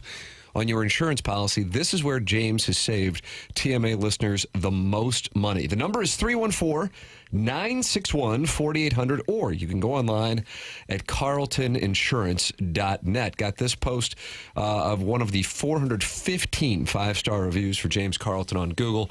Recently switched to James, and he set up a meeting with me instantly to go over my coverage. During our meeting, James informed of the Drive and Save discount, which I was never aware of before. We went over the rest of my coverage in extensive detail, which I had never had an agent do before. I am very happy with my decision to switch to James Carlton. 314-961-4800. That's how you can make that decision and that switch, or go online at carltoninsurance.net. Tim McKernan, Doug Vaughn, Martin Kilcoyne, Jackson Burkett, Chairman Kurt with you on the program. This is TMA. It's presented to you by Brown & Crouppen on 101 ESPN and the TMA STL YouTube channel.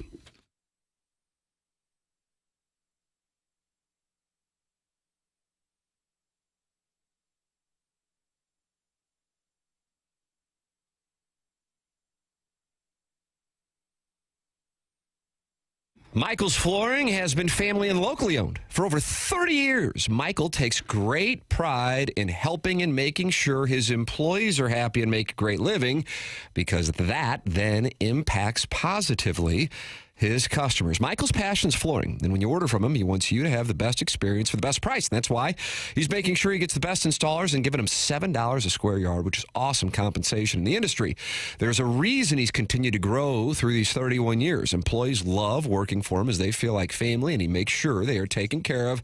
And this then rubs off when the family's buying the product, as they know they have the best interests of the buyers at heart. They have it all, but carpet is awesome, and it's back. They have so many varieties of all flooring and have 3 easy-to-get-to locations in St. Louis. They're in Creve Coeur, they're in Darden Prairie, and they are in St. Peters. Come see why people are loving getting floored by Michael, and make sure you visit igotfloored.com.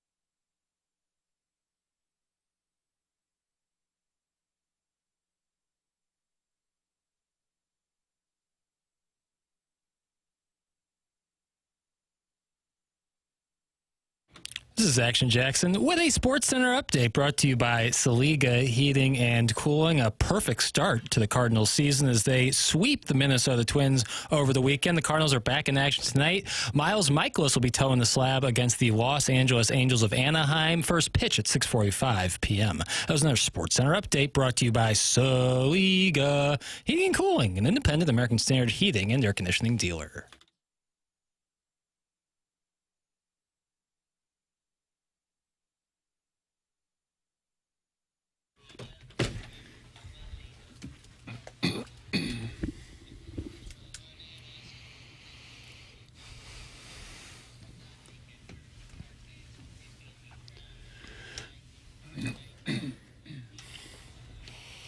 Hard not to be fired up when you hear it, Doug. Yeah, boy, I am ready to go. I'd run through a brick wall right now. Seriously? No. You ever tried so? I've not tried to run through a brick wall. I think any player ever has when they say, I'd run through a brick wall for this guy. Then there's a brick wall. Like, hey, go ahead. I kind of doubt it. Okay. Ever? Richie Incognito, maybe? Might have tried it, probably.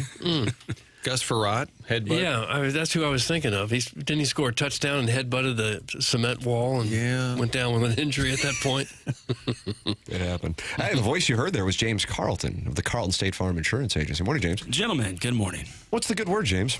Got back from Branson yesterday. Oh, how'd that How go? did Branson treat you? Kids had fun. Kids had fun. You notice that, Doug? Did you catch that right there? It's a great place for kids. Yeah. Yeah, it really is. Yeah, one of your higher listeners pitch came voice? up and said hello. I guess I had a Mizzou shirt on. He goes, is that James Carlton? I've never Really? met the guy. Wow. Very Fight nice Tiger. guy. Yeah. Did you go to Silver Dollar City? I did. That's exactly where it was Fire at. in the hole! Fire in the hole. Waited 45 minutes for that one. Oh, return on investment. Yeah. That was Rich Gould's first job, singing at Silver Dollar Sounds, City. that sounds about right. He was in some, performance troupe. I tell you what, I always had, that question of who you'd want to be in your foursome, if you could have a dream golf foursome, more or less who you'd want to spend 4 or 5 hours with. And Bill Murray was always one of the guys I'd go to. And I've heard him on Rogan and Stern the last week.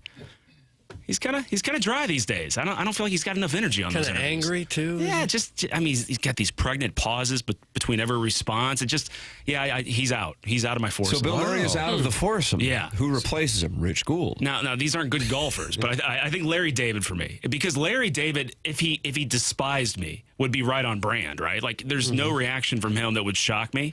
And he would just make just his demeanor just makes me. And Leon, maybe throw him in there too. I think the highlight of the Bill Murray, the Rogan interview is Bill Murray clearly had no idea who Rogan was. Yes. He's like, yeah, so we're on camera too. So people told me to do this show, then other people told me not to. Everything about it was just bizarre. Yeah. I mean, he was in the bathroom and he saw a picture of Hunter S. Thompson and had a really, that led to about a half-hour discussion. Unique story about him, which I thought was pretty funny. But yeah, I just thought Bill Murray would bring it a little bit more on these long-form interviews. And I think he was one of those guys that people used to laugh at everything he did and said, whether it was funny or not. For sure. Yeah. And now that he's gotten kind of old, that the act has kind of gone stale, and they realize, well, maybe he really wasn't as funny as we thought he was. At least not since he said he struggled as he was never good stand-up. He was always kind of the sketch comedian. So, no, I mean, some of my favorite movies of all time are Bill Murray. Hey, speaking of movies and music, you know how Tim's so good at nailing those years? Oh, right. Clip that off. What if I just threw out a year? Could you just, 1997, could you name me 5 movies from 1997? As good as it gets, Good Will Hunting, Titanic, L.A. Confidential, and The Full Monty. This is why he's the best. Okay, stop it, James. See, I find that harder. You throw out a year, you're like, oh God, I got to name 5 movies or 5 songs that came out that year. Jackson gave me that I was correct. I mean, I don't know that I was correct. But I mean, what about the fact that Jackson knows that I was correct? Yeah, what does that speak for Jackson? He's the Picture House aficionado for sure. Don't say Picture House. I like that, Picture House. Was that Iggy's guy that won yesterday? Didn't he have a crush on one of those? Minwoo, yes. Oh, Minwoo Lee. Yeah. Minwoo Lee, yeah. First one on tour. Yeah, he's attracted to that gentleman. Martin, he has a peach fuzz mustache, hits the ball very far, and so that golf course was optimal for Minwoo Lee. You're not really penalized for hitting the ball away from the fairway. Asian, but from Australia? That's right. correct. Yeah. Okay. Yeah, he had a little piece on Full Swing. So happy to see that he got his first win. What did you say to the person? I'm intrigued with this. They're like, hey, are you James Carlton? Did you say... The nicest guy, and then he kind of just did a drive-by and took off. So, all right. So listener, let you be. Thank you for saying hello, yeah. You're an insurance celebrity. No, he knew me from TMA, not from the insurance field. Hey, guys, if I could play any golf foursome, it would be Tim, and then Abigail Mack. That's from Big Tough. Yeah, that's a good foursome. God, I'm going to the audiologist after the show, and Doug is just he's really catching that thing flush. Bang a gong? Yep. It's necessary. Bill Murray is a stain on the game of golf. No one needs to see him, and they trot him out in the pro-ams and these made-for-TV matches all the time. Good guy, though, showed up to a couple of our college parties. It's from Tervis Parish. Okay. Now, those are some stories I want to hear. Yeah. Call in with Bill Murray. I think he's a pretty decent golfer. He said on one of those shows that he was on that he's like a 3 or a 4. I mean, really? Yeah. So I think he plays quite a bit. That's impressive. I think Jackson can relate to the Bill Murray Wes Anderson connection. Is a more modern appreciation of his comedy.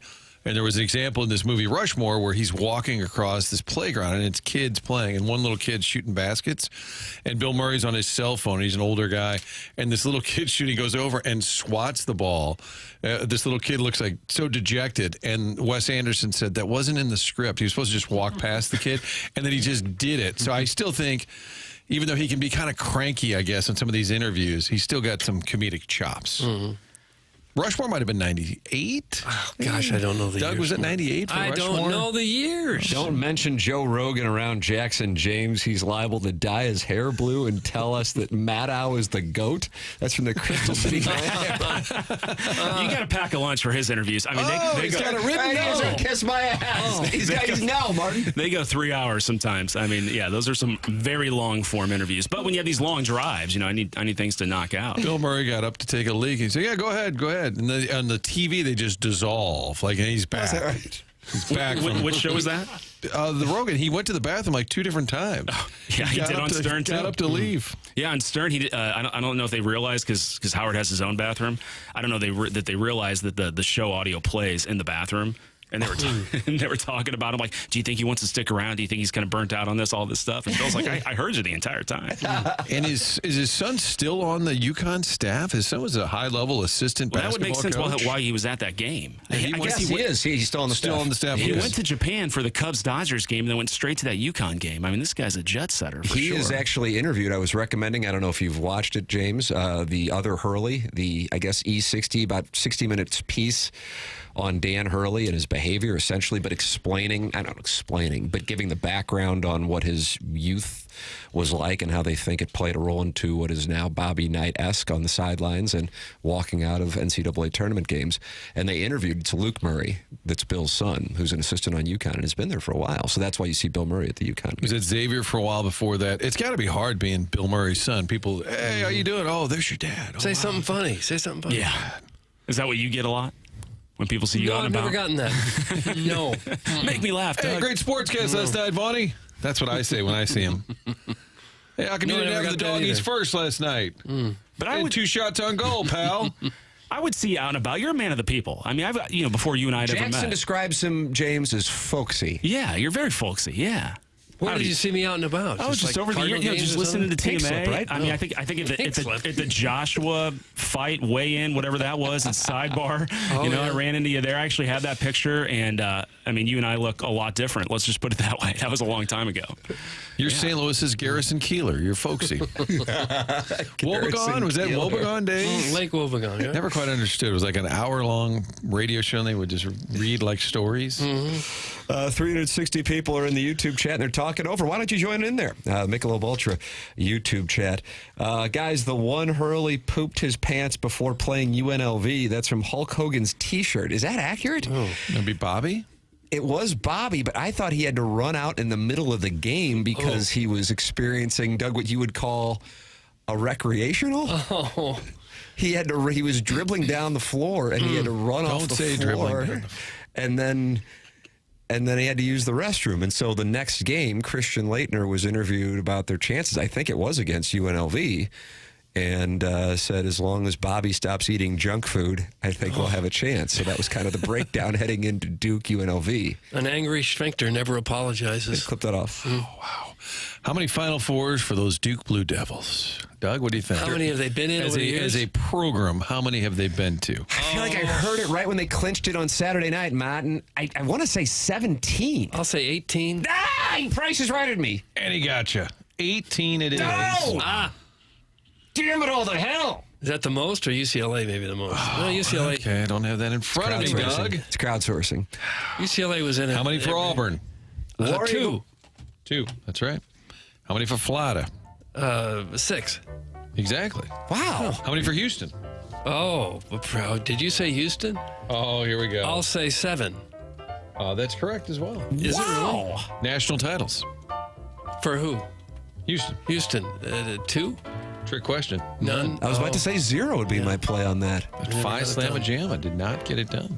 Were you able to crowdsource, Martin? What was it? UCLA Final Four was the question, right? Mm-hmm. 19. They've got Duke by 1. Wow. Who will get to 21st? Duke. But McKernan, well, because all the travel issues for Mick. Yeah, Jackson's down on that. He's going to hang in there, though. How about this for college basketball fans? Larry Johnson, Stacey Augmon, Anderson Hunt, and Greg Anthony and the rest of the Runnin' Rebels are getting a documentary on their famed 1990 NCAA championship squad, a team the guys say is the greatest ever. Johnson, Augmon, and Hunt joined Babcock, where they announced the brand new project titled UNLV Kings of Vegas, which they say will, once and for all, deliver the true story of the famed team, including never-before-told stories. It was long overdue, Anderson Hunt said, to tell the story through our eyes. I will be all over that. That's outstanding. Jackson, you would have loved that team. That was... Stacey Augmon was Plastic Man.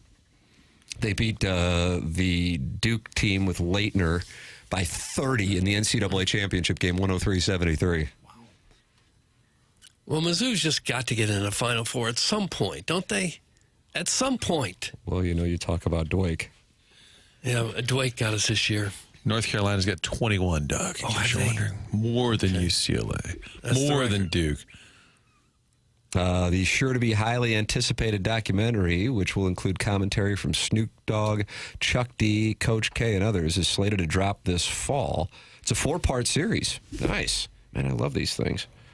Outstanding. Doesn't say where it's going to be. Netflix. I'm going to assume Netflix or Hulu. Doesn't sound like it's an ESPN project. Jackson, were you familiar with that? It seems like it's... I'm sorry, I can't ask Jackson. Grab your grease board, buddy. Jackson was not for the record. Jackson says Tark season. Okay. I thought you might still have Kiss My Ass written down, just randomly holding that up in the middle of the show. That's a good play, though. We talk about, Last Dance. I realize they can't do the run of Last Dance, but that'll be a good one. That's a nice play, that Runnin' Rebels team. I mean, that was a force and also super controversial with all the nonsense going on. Well, if you're a college program that's willing to, let's just say, bend the rules, Doug, if back in the day and you're in Vegas, I mean, what could go wrong? If you're Tark and you're like, I'm going to get players any way I can, allegedly. Can't they still do that today? They do. I mean, everybody's doing that. They said on the portal right now, the going rate, that's why there hasn't been much movement on the basketball side. The going rate for players, they're asking for $2 or $3 million to transfer. Right? Yeah.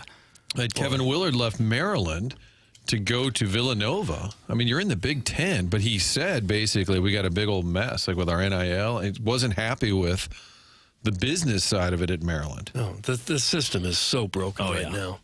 It is really a mess. Every single player in college is a free agent all the time. Every year. Well, Illinois, that Morez Johnson was a freshman, 4-star recruit. He's already gone. Like, he just came in last year. You can't even celebrate landing a big recruit because you're like, well, he'll be gone in a year. And a lot of the coaches aren't even recruiting high school players anymore. I mean, if a high school player turns out to be good somewhere else, then they recruit him. Yeah, I mean, look what happened to Williams Winery. I mean, that was one of their prized recruits of the last decade, and he barely saw the field and he transferred. I mean, it's a mess. But then Drinkwitz goes out and gets a stud from Georgia that's going to start plug and play guy. And so I mean, that's the nature of what it is now. And you just hope the free agency every year that you can reload, retool, and have a competitive team. I mean, it's crazy. James Carlton's with the Carlton State Farm Insurance Agency online at carltoninsurance.net. Back from Branson, where he was recognized like one of those guys who play the fiddle. What's that guy's name? He had Andy Williams was down there. Oh, sure. Shoji Tabuchi. I think so. And then, Doug, there's a guy who puts his lip up over his head, right? And you love that the guy? ball numbers. Yeah, the ball numbers. Love the ball numbers. They're still down there, aren't they? Did you see them, the ball numbers? I didn't have the pleasure. I'm sorry. Teeth. No teeth. Did you go to the Dixie Stampede? Did you do that? No. Dollies? Well, what show did you go to? We didn't go to a show. We just rode Fire in the Hole. We did Silver Dollar City. We did this, you strap in and walk these things. I forget what it's called, but it's for kids. Like in the air, kind of trapeze type setup. Yes, that kind of thing. On that main strip there where you got the go-karts. See, Oh, I've been there. Yeah. What a hoot. James Carlton, always appreciate it, man. All right, see you guys. Have a good week. That's James Carlton. James. You too, James Carlton of the Carlton State Farm Insurance Agencies online at carltoninsurance.net. We'll be joined by Brad Thompson coming up at 9:45 on the Stiefel dossier, and we also will look forward to talking it over with the listeners who send in their emails for the Design Air Heating and Cooling email today, the morning after, at Inside STL. Brad Thompson's 9:30, Jackson? Yes, sir, 9:30. 9:30. Brad Thompson will be joining us coming up at 9:30. Doug, I think we can call an audible here to go to So What'd Your Grandma Think? Oh, Can you really? mind that? Just because I love the Open. Yeah. And if we don't, I could see Martin missing it. And it's so choice, and it features one of the more delightful spokespeople for women's college basketball. Here you go. Let me play the Open first. Yeah, this Open is award-winning. Sometimes the media asks bad questions, like, Congratulations. Congratulations. I lost. You lost? Yes. Oh. or, What went through your mind when you were told that the contract was done? what's that? And when that happens, players will fire back. I mean, are you looking to get into a pissing match with you and I? Bryce, That's a clown question, bro. Now it's time for So what'd your grandma think? It's award-winning. What does your grandma think? Kim Mulkey, friend of the program, had a chance to talk it over with the media following her team's exit from the Elite Eight yesterday at the hands of the UCLA Bruins, and it didn't go well for this reporter. Jaden Smith, KLSU Sports. Coach, this is the second straight year you guys get eliminated in the Elite Eight. Just get, yeah. Terrible or is that good? Terrible. Is it? How many Final Fours you play in? None. So it's probably pretty good, huh? Yeah. All right. Gosh. And the media in there laughing with that's so lame to me. You called that cuck season in your tweet? Yeah. Oh, my God. You upset with her or the No, reporter? with the reporters who laughed at that. It's such a, so lame. Of course, he's a reporter. You're not saying, all we do is state a fact. They said they lost back-to-back. How is that? And then she's going to be like, oh, well, you never played in the Final Four. Now, here is my theory on that audio, and we can replay it, Jackson. You can't hear her initially because his mic is the one that is up. Right. And I believe that's the NCAA on the ones and twos there. But I think she initially said, that's terrible, right? And then but you can barely hear it, and he goes, that's terrible. And I think the fact that he engaged with that and played, I think he was just playing along. Then she decided to ratchet it up and then make it pointed at him. Yeah. That's what I think happened. I'll play. I tried raising up the audio levels of her because Tim's right. The mic was on him. Did you say Tim's right? Of course he did. Of course he did. But again, just like the reporter, I'm just stating a fact. Okay. I'll play it again. Jaden Smith, KLSU Sports. Coach, this is the second straight year you guys get eliminated in the Elite Eight. Just get, yeah. Terrible or is that good? Terrible. Is it? How many Final Fours you play in? None. So it's probably pretty good, huh? Yeah. All right. I like the melting. Yeah. Like, he started by kind of playing ball with her. Terrible. Yeah. So she was saying, like, oh, shame on us for only getting to the Elite Eight. But she didn't allow him to finish the question either. No. But either way, like any athlete or coach could just throw that in the reporter's face and be like, well, you never played, so you don't deserve to. How many finals MVPs you got? Right. It's like, well, what are we doing then? There are some coaches, there is no question at all you could ask where you wouldn't get that slap back at you. Right. There's just nothing you can say. And if it was someone else, then Mulkey, it might be different. But she has been aggressive before. If more people knew who she was, they would dislike her. It's just, I mean, a lot of people don't. To be honest, a lot of people don't know her in the sports world. Yeah, I think her Q rating went way up during the Caitlin Clark LSU rivalry kind of scenario. I think during that time, but yes, since then she's a little spitfire. One could say, mother of Kramer Robertson. That's right. Former Cardinal, Doug. Yeah. Brief run with the Redbirds. Cup of coffee. I think Fox 2 interviewed her down at Ballpark Village. I think the Cardinals even said she's available. I was like, careful. Start being I think in that setting, she was mom and she was friendly and happy. But yeah, I get being upset after a loss, but I don't know. And I'm more upset with the media who laughed along with her. You're upset with the media? This week. There's always a media chuckle. Anytime a coach or a subject says anything the slightest bit funny, everyone yeah, but when they're going at one of your colleagues, like that could easily be any other. They're of those laughing reporters. because it wasn't. Yeah, I know. You're right. Are they laughing because it's just so darn awkward? Probably. That's why you need somebody to say, hang in there. Yeah, respect to that. We need more of those you need a guys. savvy scribe who just throws it back. That Arenado media chuckle the other night, and it was funny when he said, it's all good. Well, other than he's going to jail. Right. That media chuckle was robust, I would say. I'd also like to issue an apology to Mike Francesa and to the audience. And I think this is Kevin at the Lake, but there's a Kevin that follows me on Twitter who said, sir, the Astros planned a roof. Very difficult to be rained out. So that Mets series was in Houston. Right. I was wrong. I was thinking they were in New York. I said that. Did you? Yeah. Yeah, I was gone that day. Thursday, Friday, Saturday. So my premise and why they always have an open date does not apply to that. I apologize. I'm going to take some time away starting at 10. Yeah, you're going to need some time. Take a couple weeks. The LA Rams have dealt with weather issues before, and they play inside. Think about that. Is it sideways rain? God, grow some balls, Jackson. Imagine working a real job other than the media where your boss rips your ass and it's not a lady in a flamboyant suit. Doug, that's from strap-on number 18. I don't get that text. Am I supposed to be the one who's toughening up or the reporter? He'd like you to toughen up a little bit. What did I do? Well, you were mad that the media was laughing at him, and I think they're saying, who cares, toughen up. Well, I'm not saying he's going to that's going to be the end of his career or that's going to ruin him mentally, but I don't know. I just think it's bad form for media to laugh at other media who's getting ripped when they know that they could just as easily be on the receiving end of it. I also think he said KLSU, meaning it's probably the college station. It's in Baton Rouge. Yeah. But is it the college station or is it an actual affiliate? Crowdsourcing, but I'll find out. Well, because he says, doesn't KLSU sound like the college station? And I'm saying it sure does, considering it's the letters of the university, kind of like KOMU. Right. Well, it's student-run college radio station. College radio station.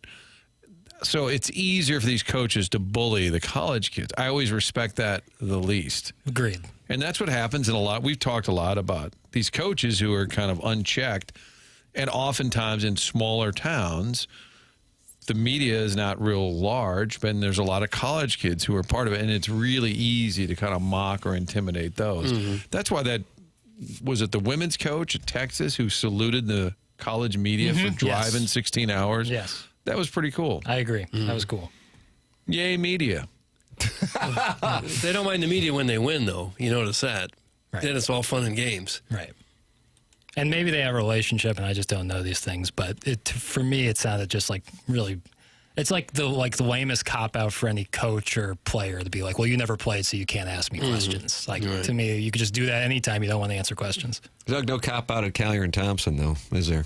No, the only thing they would like to do is maybe swap out your kitchen because it's a little old at this point. Could use some updating. Could use some new segment, swap out or cop out. I know you don't want to move because you like the neighborhood, the kids like their school. You don't want to move, but you're not happy with your house.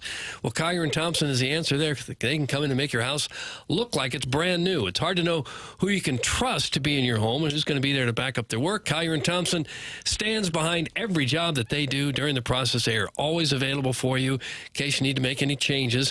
Collier and Thompson team cares about the work they produce. For them, it's more than just a job. They take great pride in the work that they do. Their core value is always just simply to do the right thing. May cost them an extra $1 or $2, some extra time, but that's what sets them apart from the competition.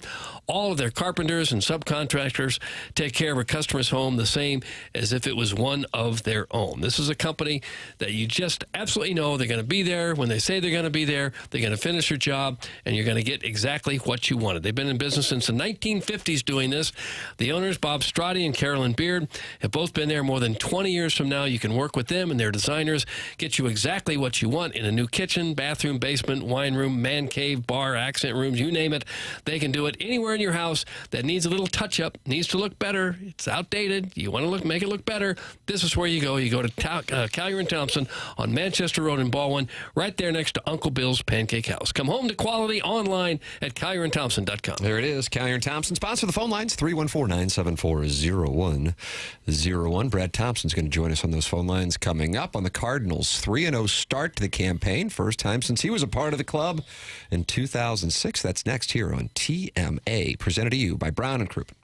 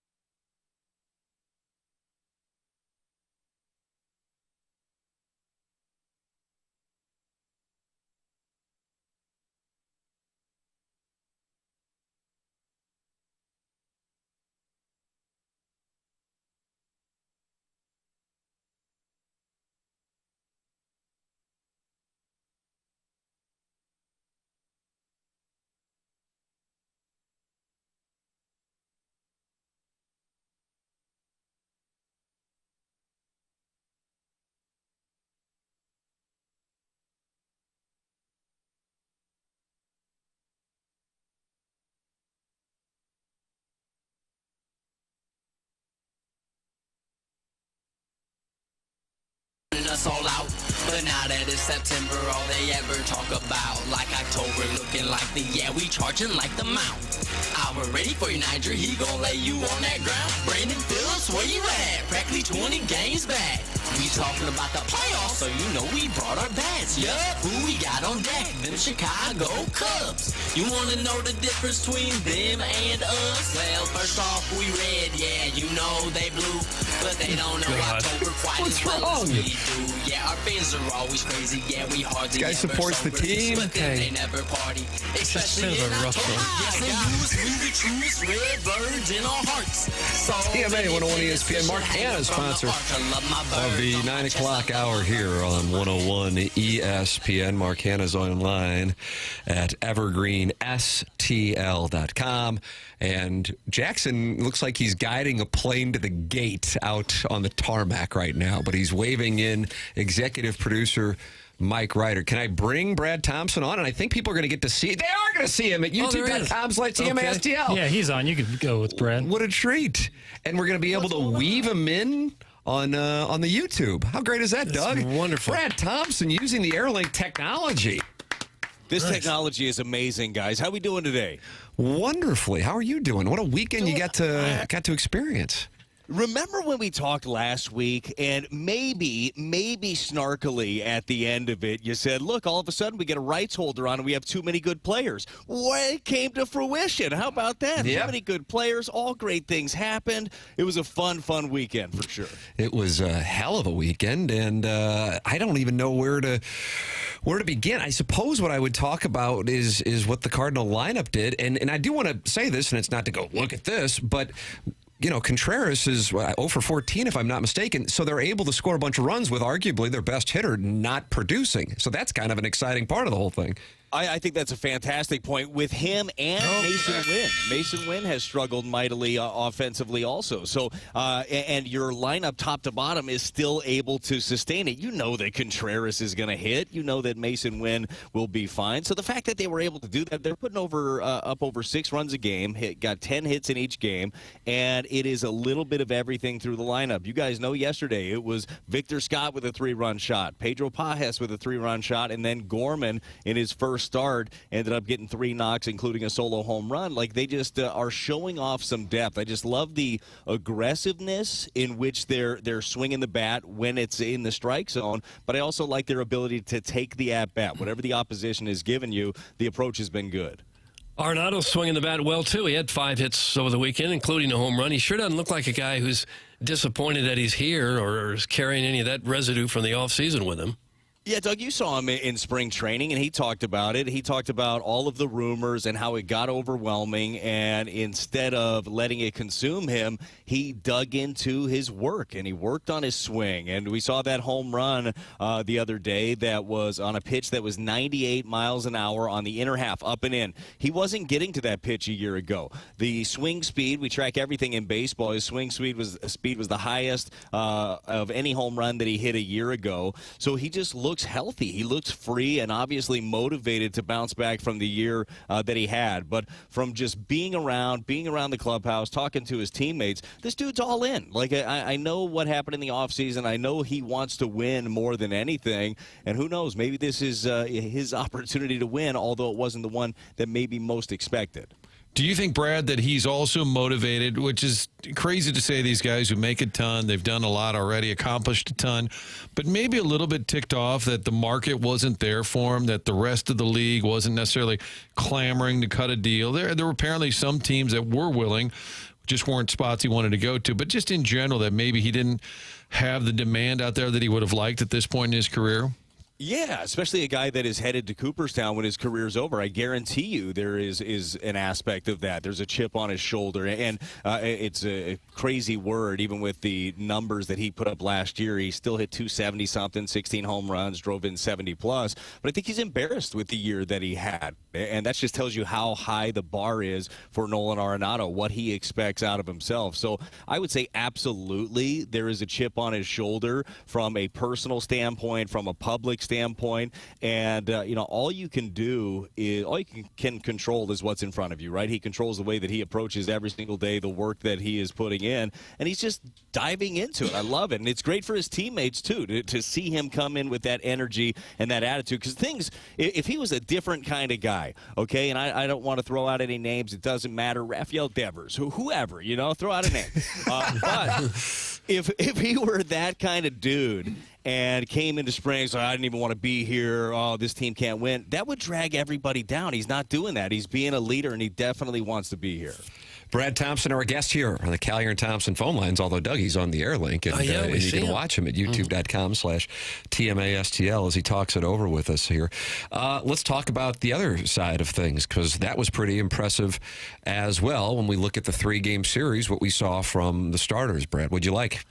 Yeah, first of all, we all know it's 3 games, right? So it's a small sample size, but it's what we have to work with at this point. I thought that Sonny Gray, after a really rough spring for him, I thought he threw the ball well, and he's going to get stronger and stronger. He went his 5 innings, gave up a pair of runs, and we saw this last year. He'll ease into the action. He's not a guy that's going to throw 100 pitches out of the gate. Actually, I think he only had 2 starts last year where he hit the century mark in his pitches. That's just not him. But I thought he threw the ball well. Fetty was outstanding, and Fetty could have gone back out there. He was 6 innings through 70-something pitches, but you're going to take it easy early on. And then Palante goes 5 strong. He was on the ground so much. That's what we've come to expect from Andre Palante. Utilize that defense behind him. He's got easy cheese, too. It's like 96. He was touching 97. The ball moves all over the place. So those guys got it done. I was super encouraged with what we saw from Steven Matz. Congratulations to him getting his first career save, longtime big leaguer, first time he's gotten that opportunity, a 4-inning save,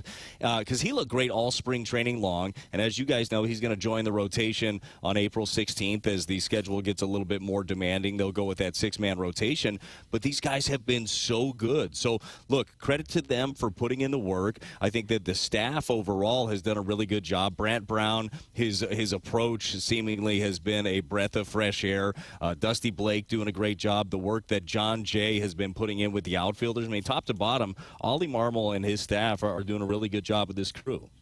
This is the 4th year that Matz has been here now, and this might have been the best we've seen him pitch. And maybe the Twins had given up at that point, but that was 4 pretty dominant innings.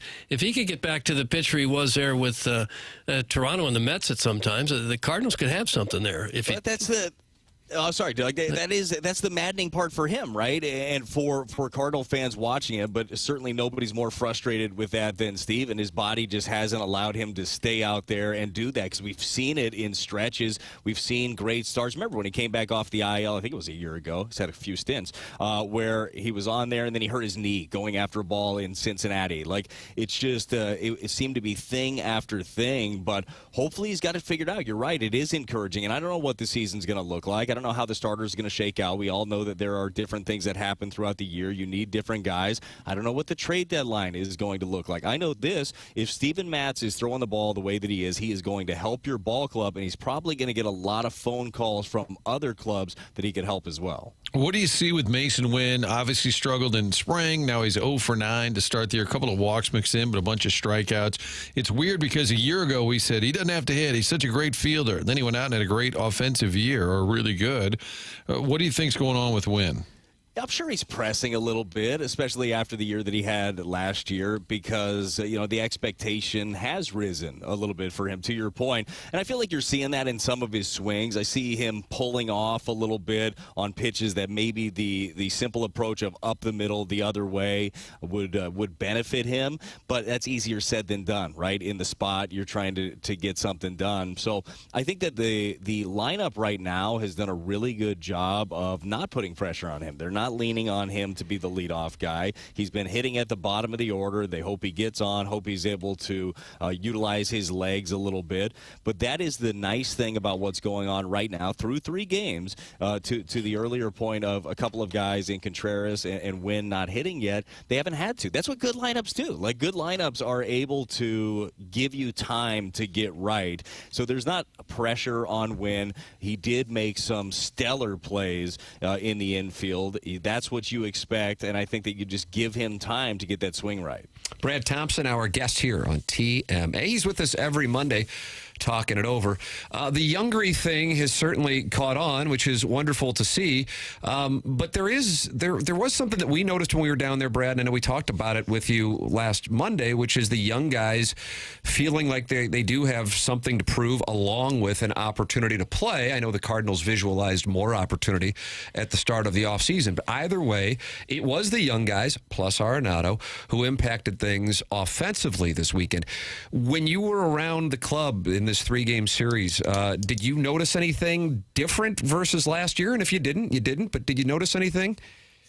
But I don't think that anything is necessarily different, but I do think that these younger guys that are still pretty well established, they understand what their role is moving forward. Donovan knows what he is. He's a leader. He's going to be in the lineup every day. Lars Nootbaar knows what he is. He's going to be out there every single day, and he's ready for that sort of workload. So I'm not seeing a different approach necessarily or a different attitude from these guys, but I'm just seeing an overall readiness, and I think that it's very apparent whether you're at the games over the weekend or you are watching on TV, or they do a great job, John Rooney and Ricky Horton, Mike Claiborne, just explaining it on the radio. Like, if you were consuming Cardinal baseball, you realize that it looked different. It sounded different. There was speed to it. There was energy to it, and that's something that's going to happen all season long. We talked to Ollie Marmol after opening day, so we talked to him on Saturday before the game. We're just kicking around the game. Like, hey, what was your favorite part? Like, what did you have a moment?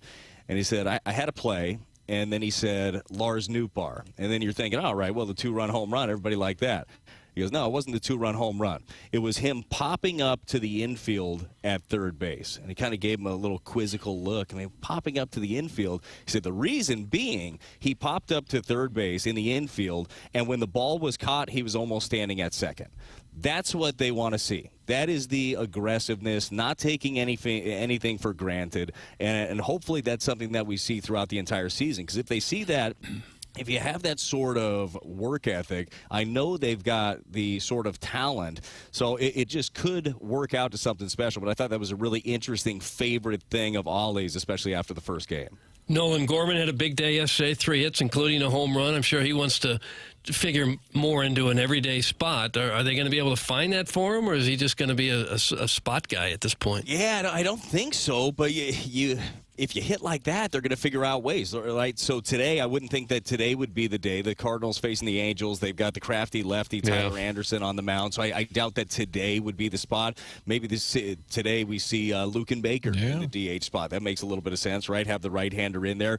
But that was when Victor Scott II ended up making this ball club. It made it very difficult to find at-bats for Nolan Gorman, and you got to credit him for being ready for the opportunity. He got the start, couple of knocks, then the home run as well. So you know this, if you hit, you'll end up playing. Like, it's going to happen for him, and it is a good problem to have, to have that sort of depth. But it is a very difficult situation for a 24-year-old hitter who, let's be honest, like, he's the one that we probably need to know the most about. Him and Walker are the two, and Walker is going to get those everyday at-bats, and it's going to be a little bit more difficult to find them for Gorman. But if he does what he did yesterday, he's forcing your hand. I mean, you got to figure it out because, let's be honest, not everybody's going to be hitting at the same time. You'll have to figure out ways to get him in there. Sports is such a copycat industry. Everybody does, follows these trends. Do you think the torpedo bats the Yankees have been using, you think those, I guess the Twins catcher had one on Sunday, you think we'll see more of this?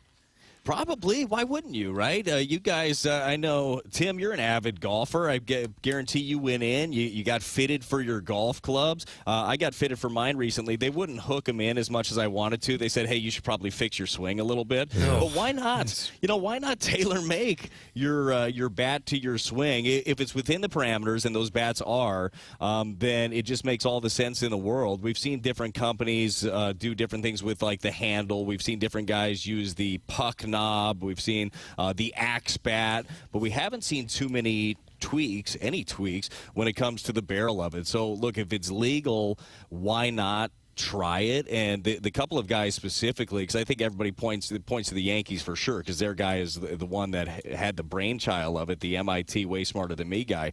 But it's Anthony Volpe was using it and Jazz Chisholm. It wasn't like Judge was hitting all the home runs with that bat.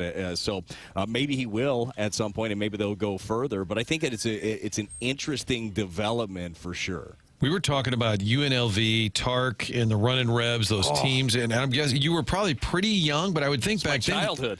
Yeah, you didn't have a pro sports team, so they had to. I bet they own that town. They're doing a 4-part series on it, Brad. I don't know. We just read about that. So there's going to be a 4-part series that Augman, Larry Johnson, Anderson Hunt, they're working on about that 1990 team.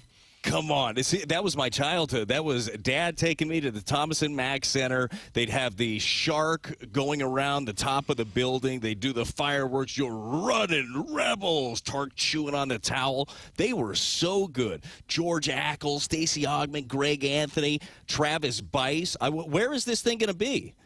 I haven't seen the network, but it's going to be released later this year, 4-part series. So kind of like a last dance for college basketball. Oh, I am in. Look, and I don't know if I want to find out everything about those teams, okay? I think that half of them were living at the Caesars Palace at the time, which is a nice dorm if you can get it. That is lovely. But they were as good of a team, I think, as you're ever going to see. I mean, Larry Johnson was a beast back in the day. Were you a pretty good hitter at the UNLV? You were an infielder, That is right? a great question. No, I thought it was. Doug. Oh. Horrible hitter. So this is a story that many big leaguers don't get a chance to say. Most of the time, you guys know the drill. It's like, oh, yeah, Timmy was great ever since he grew up. You just knew that he was going to be the one. Played shortstop, hit third. I got DH for in high school playing third base. Oh, ouch. Ow. Yeah, Ouch. only in important games, guys. It wasn't like every game, but in important games, oftentimes I was just a defensive specialist playing third base. I might have more hits in the big leagues than I did my senior year. It could be 10. You were 10 for 56, Wow. I see. There you Who's go, Doug? counting. Who's counting? That's Doug? not bad. All 10. Yep, 10 singles. Yeah. Even still, Tim, my Mount Rushmore of Las Vegas professional athletes later. Greg Maddux. Nice play. Bryce Harper. Steven Jackson, Brad Thompson. There's your 4. Andre Agassi. Nope, sorry, I only have 4. Okay. Yeah, you edged him out. I'm glad that I made the list, and I know it has nothing to do with the fact that I'm on the program right now. We'll mock you incessantly once you hang up. I do have a request. Next time the Youngry topic is discussed, if you could, Brad, just throw it out there and say, I think those are the boys on TMA. If you just kind of weave it into the conversation, a little credit. Is that where that was? Oh, wow. He acts like he doesn't listen. And I got to tell you something. I don't think he's bluffing. I'm going to fold. I really don't think he knew.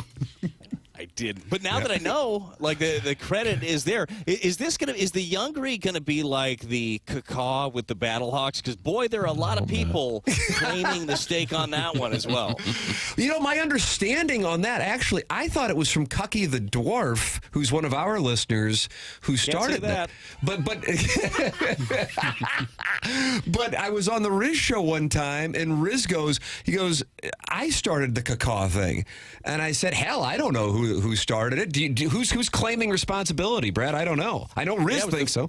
It was the Fast Lane. The Fast Lane started it? Came up with, yes, absolutely. That's where it started. I assume that this is some history between you and the Riz show that he claims that it was his?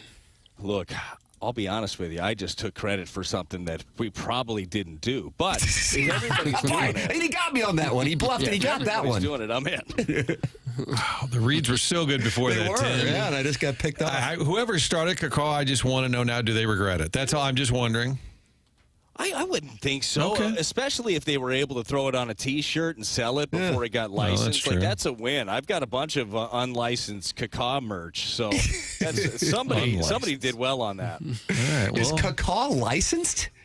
Oh, it's got to be. Like, somebody's got to throw something on there to make the money, can't they? The Battlehawks didn't do that? I bet they did. They probably have by now. If not, I'm going to start a T-shirt business. Yeah, there you go. Get the Cacaw thing going. Again. Why not? Brad, always enjoy the conversation. Cardinals and Angels tonight, 3 before the day off on Thursday, off to Fenway for the Red Sox on Friday. Thank you, Brad. No problem, gentlemen. Enjoy the rest of your day. Thank you, too. It's Brad Thompson, and you can see him on the YouTube. I love that that Airlink setup. I have one of those computers too. Brad was saying last week that he probably should have given it back. I still have one. When Jackson and I do the podcast and I'm not here, we do it via the, and it's such a crystal clear sound. Plus, you can have the person on YouTube.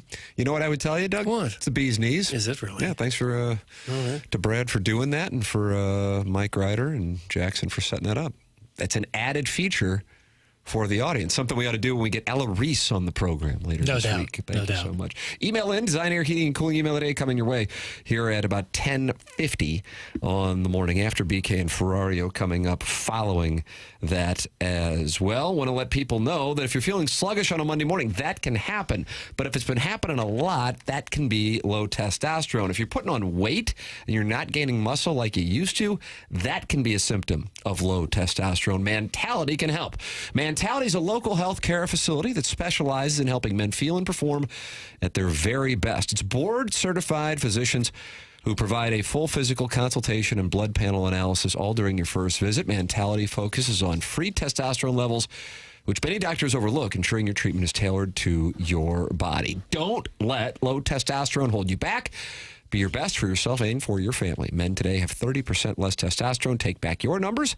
Visit mentalityhealth.com/radio to get access. Tim McKernan, Doug Vaughn, Martin Kilcoyne, Jackson Burkett, Chairman Kurt answering the phones at 314-974-0101. This is TMA on 101 ESPN. Mark Hanna, Evergreen Wealth Strategies, 9 o'clock hour. Watch and participate at youtube.com/TMASTL.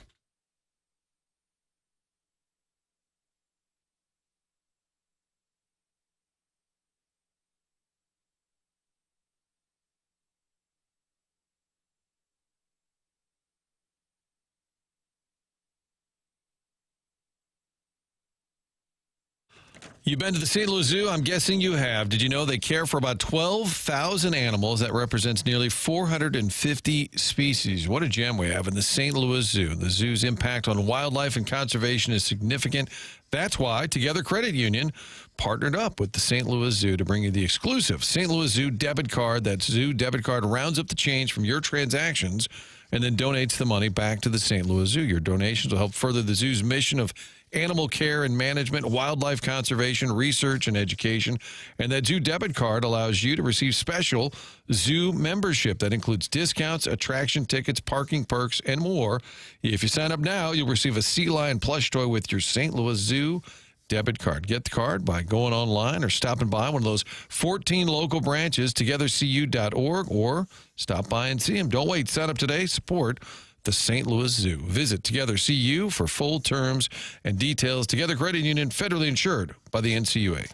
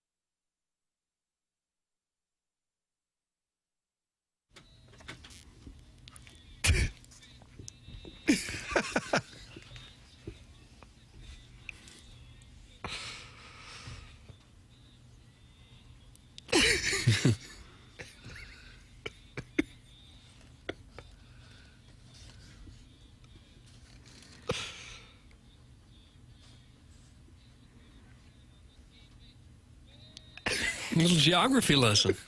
If people watch Rick and Morty, this is like a Rick and Morty song. Might need help with that one. Yeah, that's a niche reference, but people will know it. Doug, you like this one? I don't mind it. Yeah. Is this new to us? Yeah, so Chairman Kurt is discovering audio, and he's doing a wonderful job. Is that what that chairman's doing? The album cover needs to be seen by folks. Tim, I'm going to send it to you promptly here. It's as good as it gets. Is the gentleman with the headphones on, is that the cover or no? Yes, that is correct, Martin. I guess we can get up on the TMA social media and thank them for their work. It looks like a falling down outtake kind of. Falling down with Michael Douglas? And he was a Banny Rooster was he on the 101, Doug? I don't know where he was. Was that about 92? Was that falling down? I'm going to go 93, but I'm not Price is Writing you. It's just I'm a 94 then. Falling down. It doesn't matter what Doug does. Tim, you nailed it. 93. Yeah, it's fun to be this good, but I feel a responsibility to the audience at this point to deliver and speak infallibly from 7 to 11 here on 101 ESPN. Also on the YouTube channel, too. Martin, I know you got some onboarding, but Brad Thompson, we got breaking news. Fastlane did not come up with Kaka. He bluffed and said he did. Riz is adamant that he came up with Kaka. Did you guys think Cucky came up with that? Cucky the Dwarf? Yeah. I like how Brad said, well, I can't say that one. I'd never really thought much about it. I really did. For some reason, I did. Chairman, I feel like you would be the one who would know on that. I don't know. I did look up some trademarks. It looks like Kaka is law has been trademarked. Is that right? Yeah. But Kaka itself is available. Didn't see anything on just Kaka. Okay. There you go. Can you trademark that wouldn't even be a phrase. I think it's you like can a do a sound. phrase. It's like trademarking Pat Riley. buzz. Yeah, three-peat. Right, but that'd be like trademarking buzz or moo. Yeah, it's Collar weird. buzz? Buzz. Did you say moo? Right, well, it's like like a noise? an onomatopoeia, like just like a noise. Spelled the way it sounds. Right?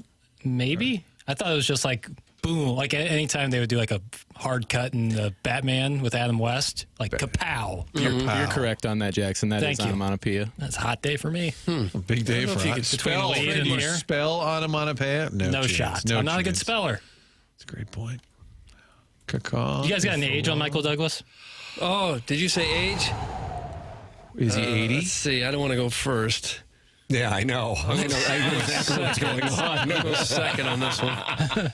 I will go with 77. I'll go with 78. Didn't even need to do a second guess because Martin nailed these 80 years young. Wow, is that right? Yeah, 80 years young. Mm.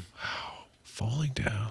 I never saw that. He went into McDonald's, just all Banny honked Rooster. off. The only reason I say that the album cover, the gentleman who had a great song that we just used, he's wearing headphones. I just think he looks a little angry is what I was referencing. Like he's ready to take names. His dad, Kirk Douglas, lived till he was like 100 years old. He did. Doug, Mount Rushmore of Michael Douglas films, go ahead. Oh, gosh. The one with the bunny rabbit and the hot water. Fatal Attraction. Yeah, Fatal Attraction. Boiled the rabbit. I never know the names of the movies. Wall Street probably has to be on That's there. what I was thinking. I'm going to offer Traffic. That's a nice play. I feel like we're doing well with this Mount Rushmore. You guys are missing the Syndrome big was one. kind of cheesy at the time, What but are it the was initials? notable. BI. Body Basic Index? Instinct. Yeah, Basic Instinct. Shrub Season. Yeah, I was going to say that. I mean, just for the iconic. And then Behind the Candelabra with the great Matt Damon. Didn't he? He bottomed for him. Didn't he develop some sort of cancer from a certain act? Or was that just a... That was. What do you mean by that? Similar to Richard Gere and the gerbil. That was just hearsay. Very alleged stuff. But yes, I know what you're speaking of. What was the hearsay? Oh, I don't know if I can say it in the main employed. Well, don't then. Yeah. All right. Okay. So you're fresh off that training. Yeah, you're going to have to do your own research By on that the- one. Big shoots. By the Big shoots. That was actually because of the FCC training. That was Doug testing you, Jackson, to see, and you passed the Flying test. colors. Yeah, Tomato it's meter. impressive. Do you want to know the tomato meter top 5? Michael Douglas. Wow, yes, I do. Yes, I Street? do. 94% for Behind the Candelabra. Yeah. 94%. Traffic is number 2. Yeah. That's what I would have thought would have been the highest one, but One best screenplay. I love think. that movie. his guttural moans during Behind the Candelabra. It's tough to top that. I think that was Except it Damon. was. I'm not interested in I think that that. was Damon who was, wow. Guttural moans? The American President. Lee Great Liberace? movie. Love American President. Liberace was the one with the guttural moans. What, are we Damon positive? was the top. Come on. Was he? You think Liberace was the top? Well, doubtful. Thank you, Doug. That was a one-watch Doubtful. movie. That wasn't, let's fire back up Behind the Candelabra. Behind the American- Candelabra, critics' consensus, affectionate without sacrificing honesty. Okay. Behind the Candelabra, couples award-worthy performances from Michael Douglas and Matt Damon with some typically sharp direction from Steven Soderbergh. Sharp direction. A lot of Romancing the Stones coming in, Martin. That's a good one. Catherine Keener. American Keener or Kathleen Turner? I think Kathleen is her name. Turner. I knew him from Streets of San Francisco. Yeah, He was with a star Carl there. Malden. Yeah. Giant Nose, American Express. China Syndrome's on here, 88. So it goes, according to the tomato meter, top 5 would be Behind the Candelabra, Traffic, American President, China Syndrome, Ant-Man and the Wasp. Hard pass. Jesus. And It's then, actually not bad. But Then Romancing the Stone, then War of the Roses. the Game not on there? It's a miss. Wonder Boys. Oh, I regret not saying that. Haywire. And Wall Street also not on Wall there? Street's 79%. It's number Oh, 12 on pish this posh. list. Pish Bosh. The Game, number 14. Pish Bosh. I don't know who this is, but tomorrow they'll probably have a name because tomorrow the That's right. listeners can have Jackson for the first week of April get their names saved in the Air Comfort Service text inbox. But it says neither radio show came up with cacaw. We were saying it on social media way before either show acknowledged the Battlehawks' existence. That's from just a guy in the 314. Just a fella. Okay. Everyone's taking credit for it now. I really thought Cucky the Dwarf. And I still do. I'll have to text that Cucky. See if he takes credit. Maybe he doesn't take credit for it. Hell, I don't know, Doug. Email in the morning after at InsideSTL.com. Design, air, heating, and cooling. Email of the day. That is coming your way. Jackson has a wonderful series of questions coming up in the 10 o'clock hour. Martin has onboarding. Jackson, how do you feel about a QFTA today? Sure. Sounds like a good time. Do you have anywhere to be, Jackson? Yeah, You may want to give Tim a window. Semi-hard You got a sound storage chair? Was that what that meant? No, I just heard what you heard. I thought you picked up a read. Yeah. Like, yeah. Well, I'm not saying no. I want to tell the people about it. I should have led with it, not led with it, but it should have. This Jackie Papers, Martin, your alliance cohort. Yeah, we text on the weekends. Yeah, right here. I told him, we talked about it on QFT. I said, my son, despite what most likely will be really unfortunate genetics he's inherited from his father, ideally he gets his mom's genetics, but he's become obsessed with the game of basketball. And I know Jackson loves basketball. The audience knows because they get the Sports Center updates. And I said he wants to practice all the time, but I'm his dad. He's not going to listen to me anyway. He's 7 years old. And he goes, I'd love to I should teach him or practice with him. And I go, I'd absolutely pay. He goes, no, I don't want to get paid. I just want to do it. And I go, because you said that, I believe you. And so I took him up on it. I texted him. He texted him last week, said he would do it this coming weekend. I followed up with him yesterday. It's effing Sunday afternoon. It's Sunday afternoon. This guy is 27-year-old. He's a bachelor, And he says, I said, hey, I got the gym at 1:30 if you want to. And he comes over there and he does it and spends like an hour and 15 minutes practicing with a 7-year-old. That's a likable sort. Just working on some hoop rock. Love helping out the youth. I can picture myself, a young man, just balling the dream, hoop dreams as they call it. And, I think I was molded and shaped by people who taught me, my father, my brother, a bunch of people, Kim English back in the day. Give the chance. I went to basketball camps the world over, so I got drills. The world over. You name you get to go. You name a high school or college in this town, I probably went to their basketball camp, so I was given a lot of knowledge. What was the best one? I always loved WashU's because it went till 4:30. It was influenced by New York. It was like 9 a.m. to 4:30, so you just played basketball all day long. Right. It was awesome, and they have a really cool facility there. SLU High is also very good. But CBC had a big one. CBC too. had a great I would one. go to Martin to DC Wilcutt and Bobby McCormick's camp. I went to McCormick's camp several times. Yeah. Really good. And so I was given a lot of drills in my head and some simple fundamentals. It was so great. I was down there messing around with my 3-year-old at the other end of the court. But occasionally I'd see what he was doing. I'm like, God, this is so much better than the crap that I would do, even though I went to the greatest grade school basketball program. Oh, for heaven's sake. At least in the Western Hemisphere. we just learned on the streets of South St. Louis. Yeah. Roughnecks. We were more of a UNLV style of offense at St. Gabriel, as people know. Bully ball. That's right. But Jackson's down there, and he's like running drills, and it was the greatest. And my son loved it. I thought, I was like, this MFer is so kind. 27 years old, I don't give a damn what was going on. I would have done that. Happy to do it. First of all, love getting the shoes on. Love that feeling. Getting the shoes on. You like that, Mr. Rogers. What do you do most days? You don't wear just shoes? putting my basketball shoes on. It's just like, Do you have a bag you still use for basketball? Absolutely. Oh, yeah. Just whistle? You got a whistle? No Gray whistle. shirt that says coach on the front of it? Like Roy Kent, I'll just yell, whistle. It was really good to get out there and just work on some stuff. And I thought it was great. I'm glad he enjoyed it because I very much enjoyed it myself. Did you teach him about mouse in the house? No mice in the Okay. house. A lot of dribbling work. If you can dribble with both hands and look up the floor, by the time you're about 10 years old, you're going to have a big leap on your fellow players. None of the kids. Thank you. The kids will not work on dribbling. No. Is that right, Martin? They all go out and just shooting. shoot. Steph Curry, shoot. I'm like, and you get into a game, they're covered, they're stuck. Can't dribble, can't play. I had a feeling Jackson knew kind of the fundamentals and the right drills to run. That's why, and I knew he loved the game. So that's why I asked him.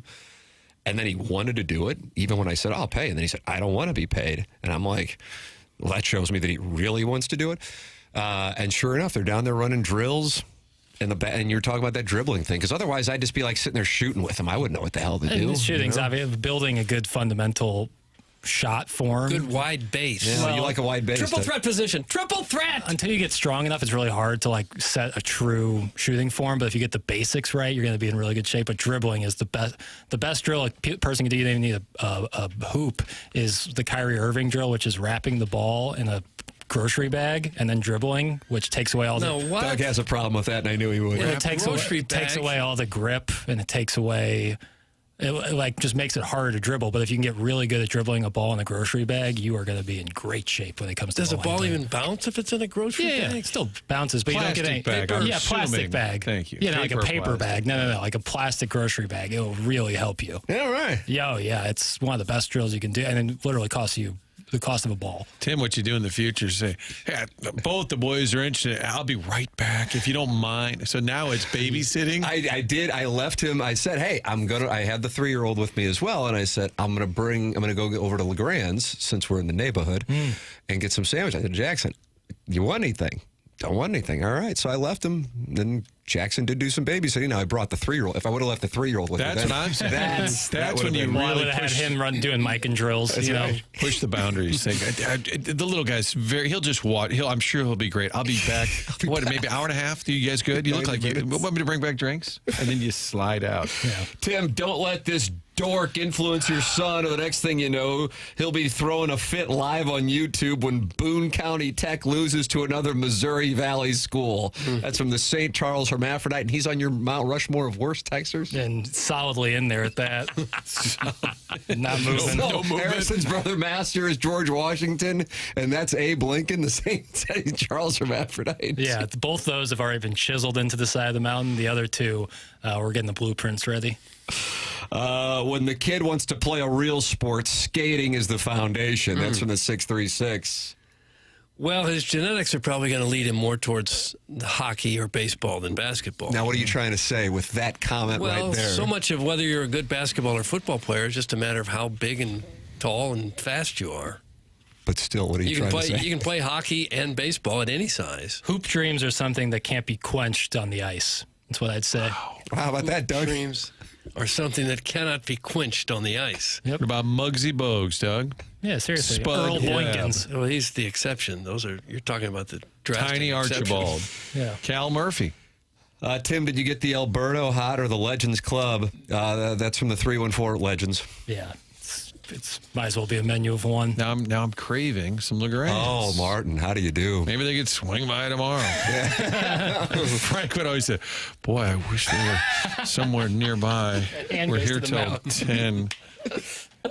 10. You're welcome to participate in the program. Many are doing so unsolicited. 314-399-9646. You also have the YouTube chat, youtube.com/TMASTL. Martin has onboarding to tend to. We will have the Design Air Heating and Cooling email of the day. Jackson's series of questions, the weekend wrap-up coming up in the 10 o'clock hour. This is TMA, and it's presented to you by Brown and Crouppen on 101 ESPN.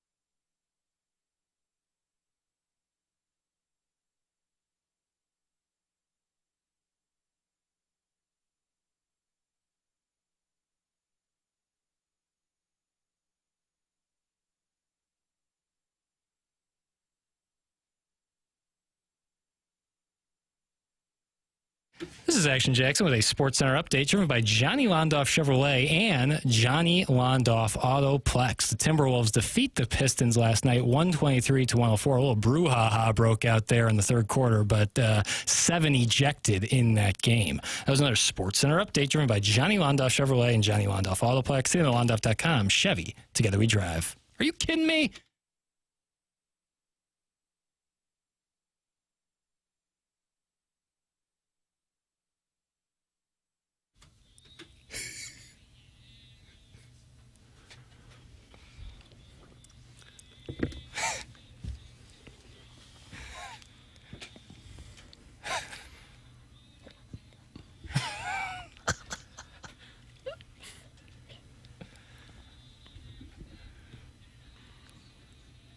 Wasn't that a piano, Doug?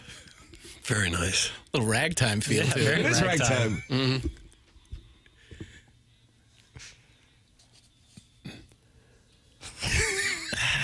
Rhyme structure be damned.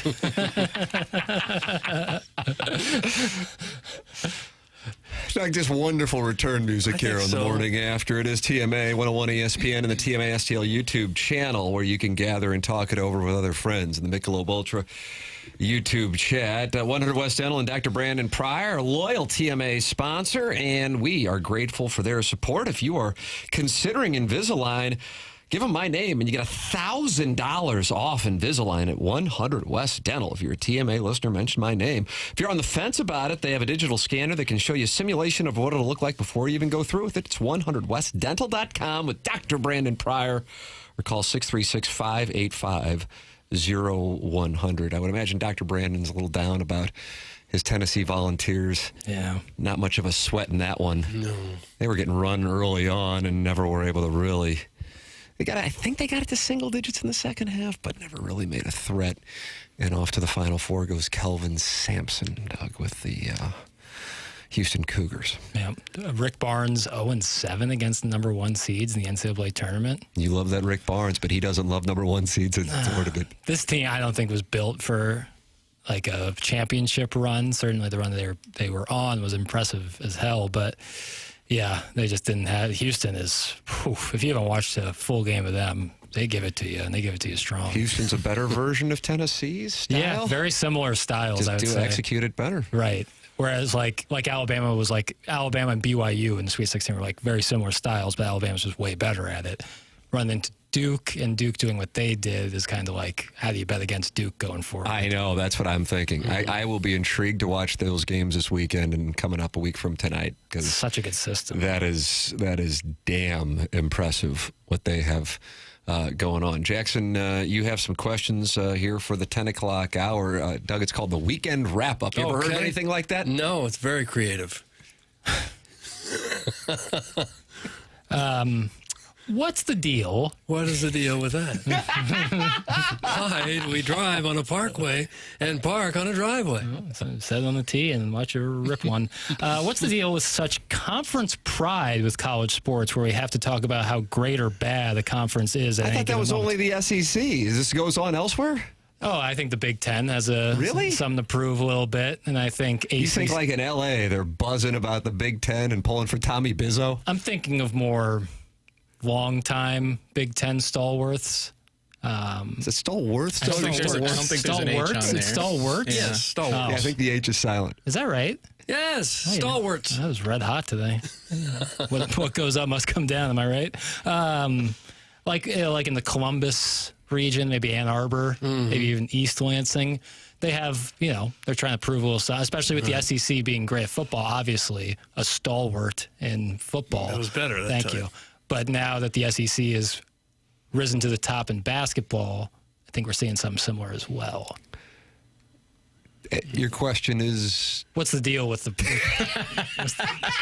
What's the deal with that? What's the deal with the conference pride being so rampant? I think it's just a talking point. I don't think people really put feel too like much it's into a that. SEC thing, and then it's just like a keeping up with the Joneses from there. People, It could be, yeah. But now the conferences are so enormously big that there aren't that many conferences to compare yourself to. Yeah. It feels like there's the big two and everybody else. I just feel like this time, like people going into the tournament were so like, well, is the SEC really that good? And like rooting for the SEC to have like a really bad tournament. Yeah, to kind of be like, come back to earth. Like you can't be great at both. But yeah, I remember Dennis Gates talking about that after the Kentucky game. He said, man, I was worried that we might have beat each other up. And SEC with, was it 14 teams, Jackson? 14. And no matter what, because Auburn and Florida playing each other, they will have won in the championship game. Yeah, and I think that, the top dogs in the SEC did their job. I think some of the, I don't want to mention Missouri, but some of the more middle-of-the-pack teams maybe didn't live up to the hype. Well, you talk about Drake.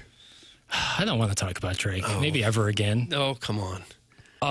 Yeah. Who has won the last 2 national titles in football? The Big Ten, Jackson. That's from Bombscon Scoobion. No, and you're misconstruing what I was saying, Bombscon. I was saying I don't give a rat's ass about the conference pride.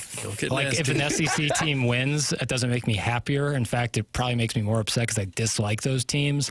And, like, the idea that, like, because a program from the conference your favorite program plays in, like, wins and that's supposed to lift you up, I think that's nonsense. Well, Doug and I always pull for the National League Central. Right, that's the same idea. Like because the Reds are in the playoffs, now you're going to become like that makes no sense. Like I don't have the same conference pride. Well, people want to find some reason to root for a team, so they have a rooting interest. Sports gambling will help with that. Sports gambling will help your life, Doug. Okay. Well, yeah, I mean, if you're looking to hitch your wagon, put a little action down, we'll do that. Yeah, it helps your life quite a bit if you win. Well, that's what I had there. Okay, well, that was nice. It was very, very good. Very nice. I found myself rooting for Florida. Florida hit their FIFOs in March. Yeah. They hit 25 of 27 the other day. Yeah, and then Walter Clayton could not miss in that last 3 minutes. That was some of those shots were like the kind of shots you would see in like King of the Court where you're just messing around with your buddies. Say, don't shoot, don't. It was just all net. Do you want to see Florida against Duke? Is that what you want to see? Yeah. Yeah, I do too. Yeah. I don't think you can honestly lose with how good all 4 of these 1 seeds are, but the ideal matchup to me is Florida versus Duke because it's like both teams playing so unbelievably well at this very moment. Where, I mean, don't get me wrong, Auburn's ever since like the last 8 minutes against Michigan and then the entire last game has looked as good as they've ever looked. I still think Florida just nudges them out barely. Florida would have lost to Texas Tech if their wed waiters had been able to hit the FIFOs. That's the key, man. They're free for a reason, Think about that. They're free for a reason. Doug, that was a take on the free flows. And when you're wearing your hot take mittens, they're brought to you by EDF Group. Business owners, did you know fire codes require your company's fire alarm system to be inspected and maintained by a certified fire alarm service provider? It's not just about compliance, it's about protecting your employees, customers, and property. That's where EDF Group's Fire and Security Division comes in, proudly serving St. Louis and beyond. EDF Fire and Security specialize in keeping businesses safe and secure. From expert fire alarm inspections to advanced commercial security systems, they've got you covered, and it doesn't stop there. With 24/7 fire alarm and security monitoring, you'll have peace of mind knowing your business is protected every hour of the day. Don't wait until it's too late. Call EDF Group's Fire and Security Division today and let them help you stay compliant, secure, and safe. Visit theedfgroup.com or call 314-993-8053 to learn more. EDF Group, your partner in fire safety and security. Tim McKernan, Doug Vaughn, Chairman Kurt, Jackson Burkett with you on the morning after, presented to you by Brown and Crouppen. And Jackson and I'll be going live about an hour from now. Yeah, it works for me. The TMA STL channel with QFTA. You can always send in your questions, comments, hate mail is welcome. T. McKernan at InsideSTL.com, TMCKERNAN at InsideSTL.com. The program is called The Morning After. It's presented by Brown and Crouppen on 101 ESPN and the TMA STL YouTube channel.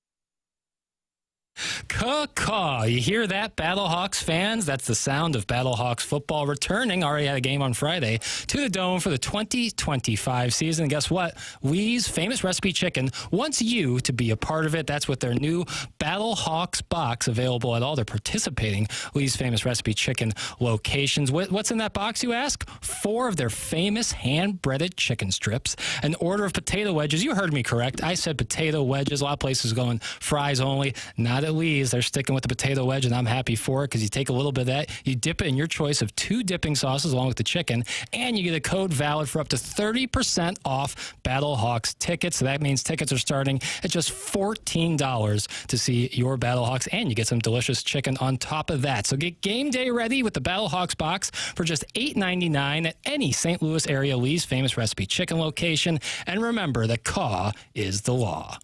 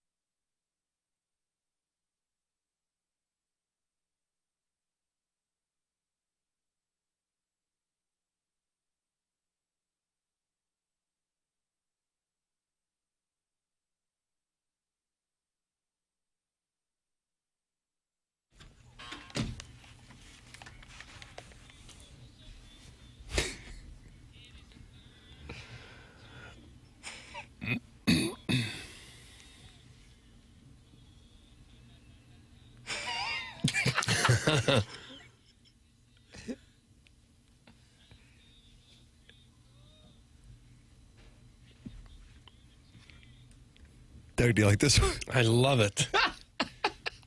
It's TMA 101 ESPN. The program is presented to you by Brown and Crouppen. Tim McKernan, Doug Vaughn, Chairman Kurt, Jackson Burkett with you on the program.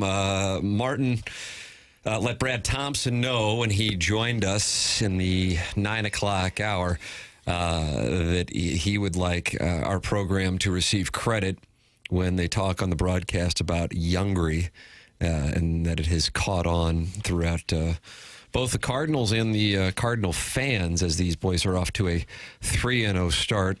But we cannot take credit for Jobu. Jobu referenced by Jordan Biddington in the postgame. And do the Blues have their new Gloria for 2019's Gloria 2025's Jobu? Take a listen to Jordan Biddington following the win in Colorado on Saturday. Yeah, Jobu's second intermission speech got us going, I think. I mean, he tends to give inspirational speeches. Yeah, he brought a vocal element to the room, for sure. What did he say? That's, you got to understand his language if you want to know what he says. Look at that, Doug. Okay. Matthew DeFranks of the Post-Dispatch, understandably, with the follow-up question, well, what did Jobu say?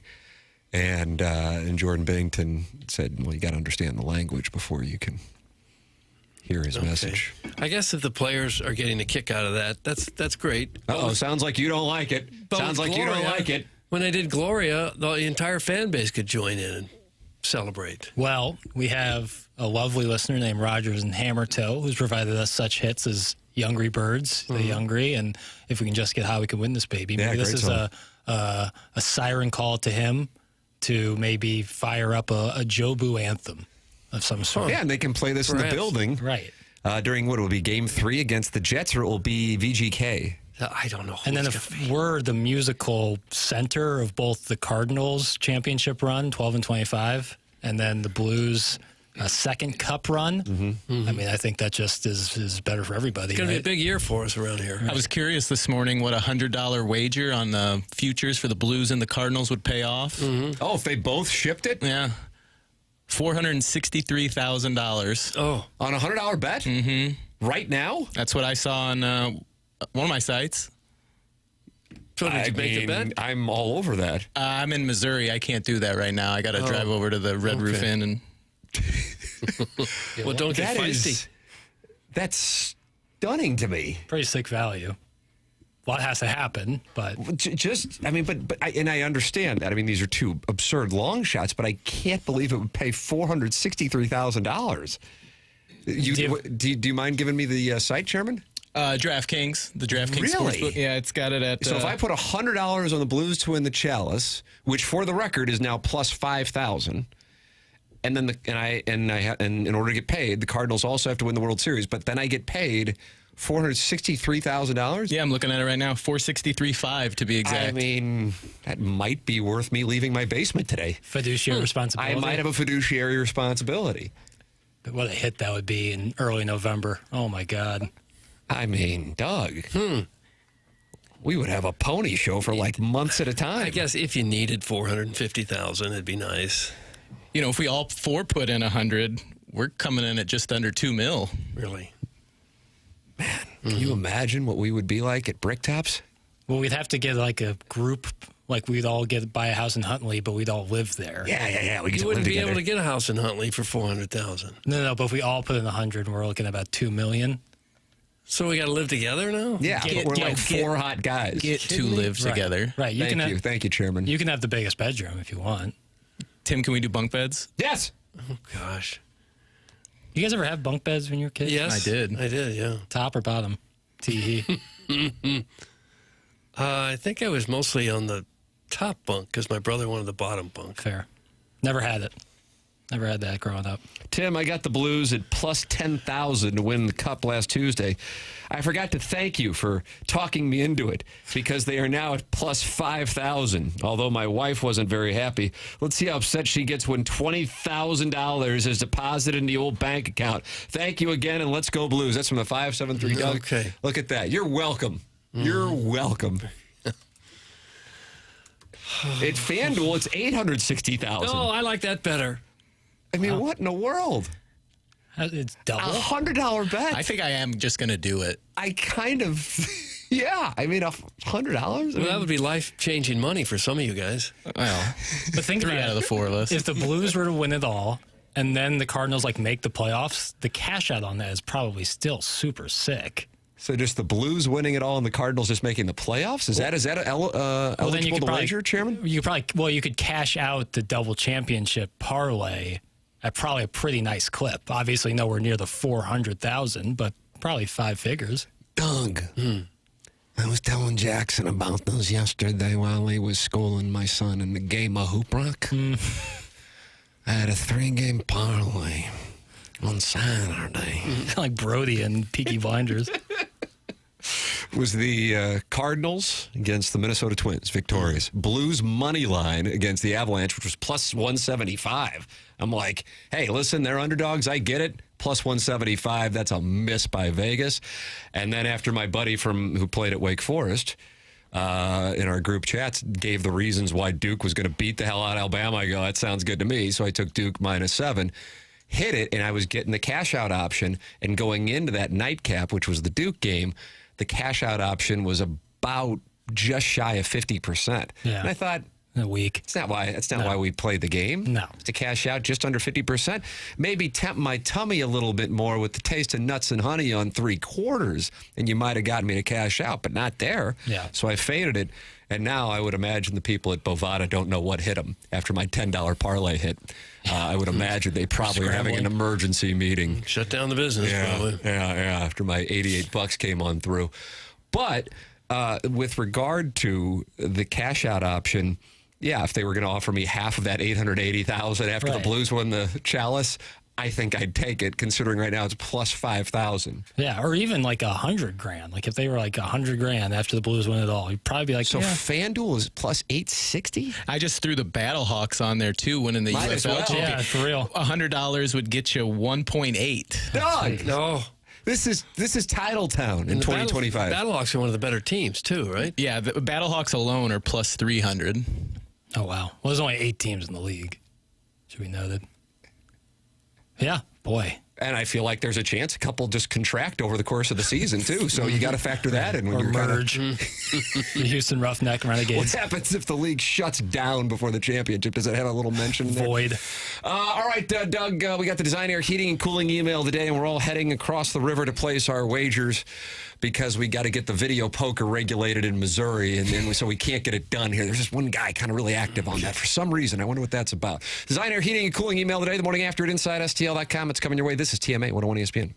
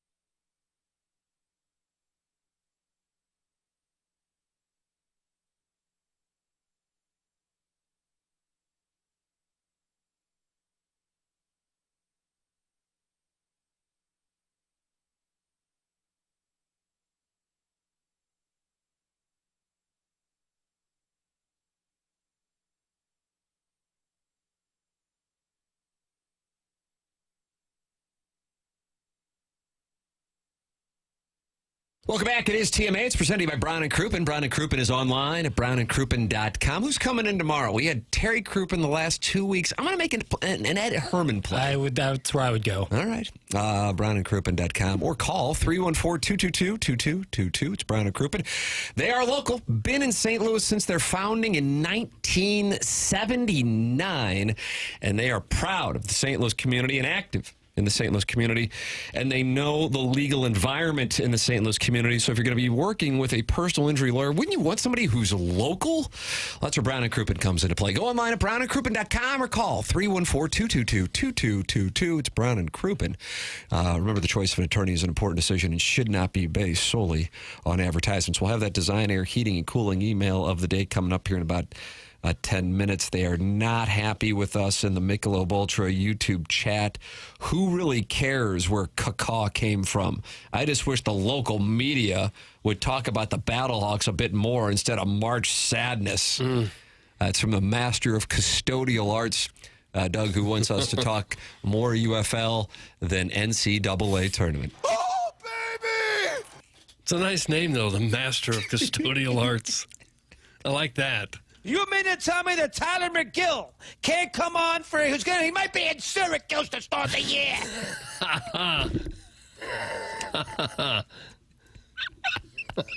You mean to tell me that Jose Buto can't come on?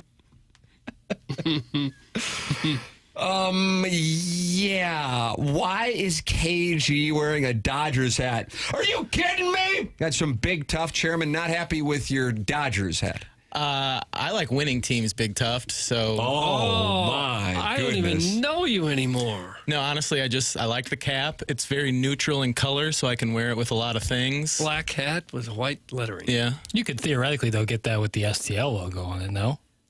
You know what? I hadn't thought of that.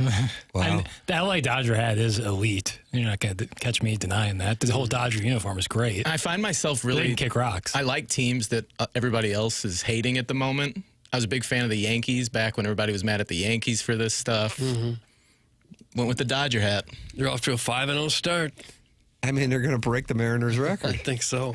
Is there a sadder Hoosier than angry texter guy demanding more UFL talk? That's from the Crestwood Coyote. Doug, is there a sadder Hoosier? Probably not. That might be the litmus test. I am tired.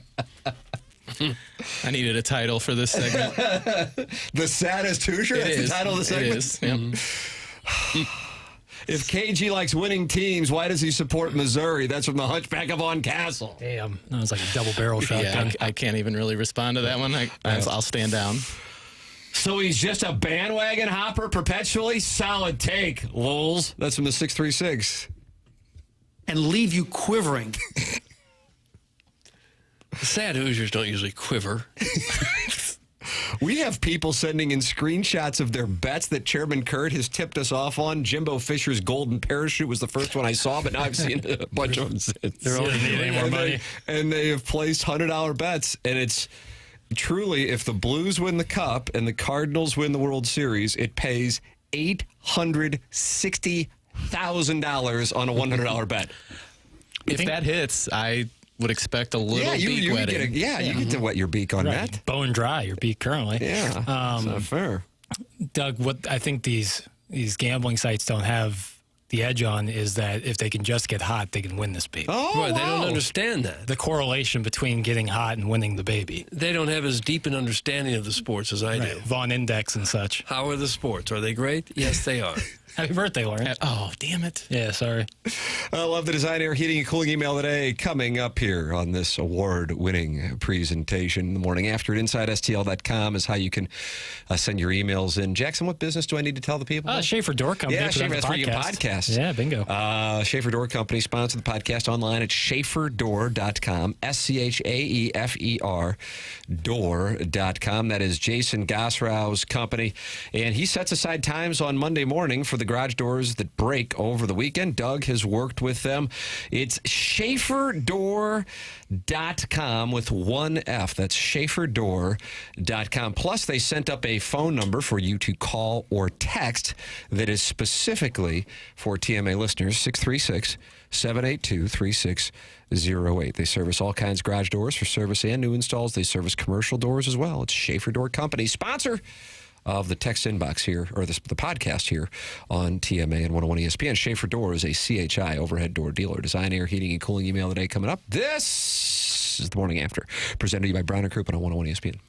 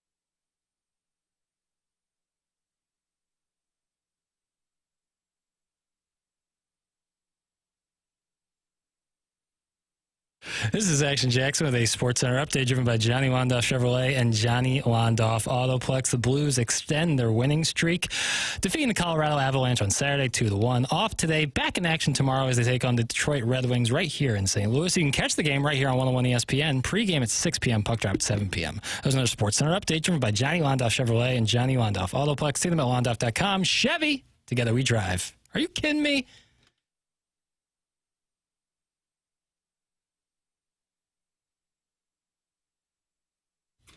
TMA 101 ESPN, Design Air Heating and Cooling email of the day coming up. And Jimmy Stuggerud has just taken the ice with your St. Louis Blues for the first time out at Centene. Oh, I see. Jeremy Rutherford with the tweet on what you call the Twitter tweets. We're going to have the Design Air Heating and Cooling email of the day coming up here in a matter of moments. Doug, you want to tell me about Design Air Heating and Cooling?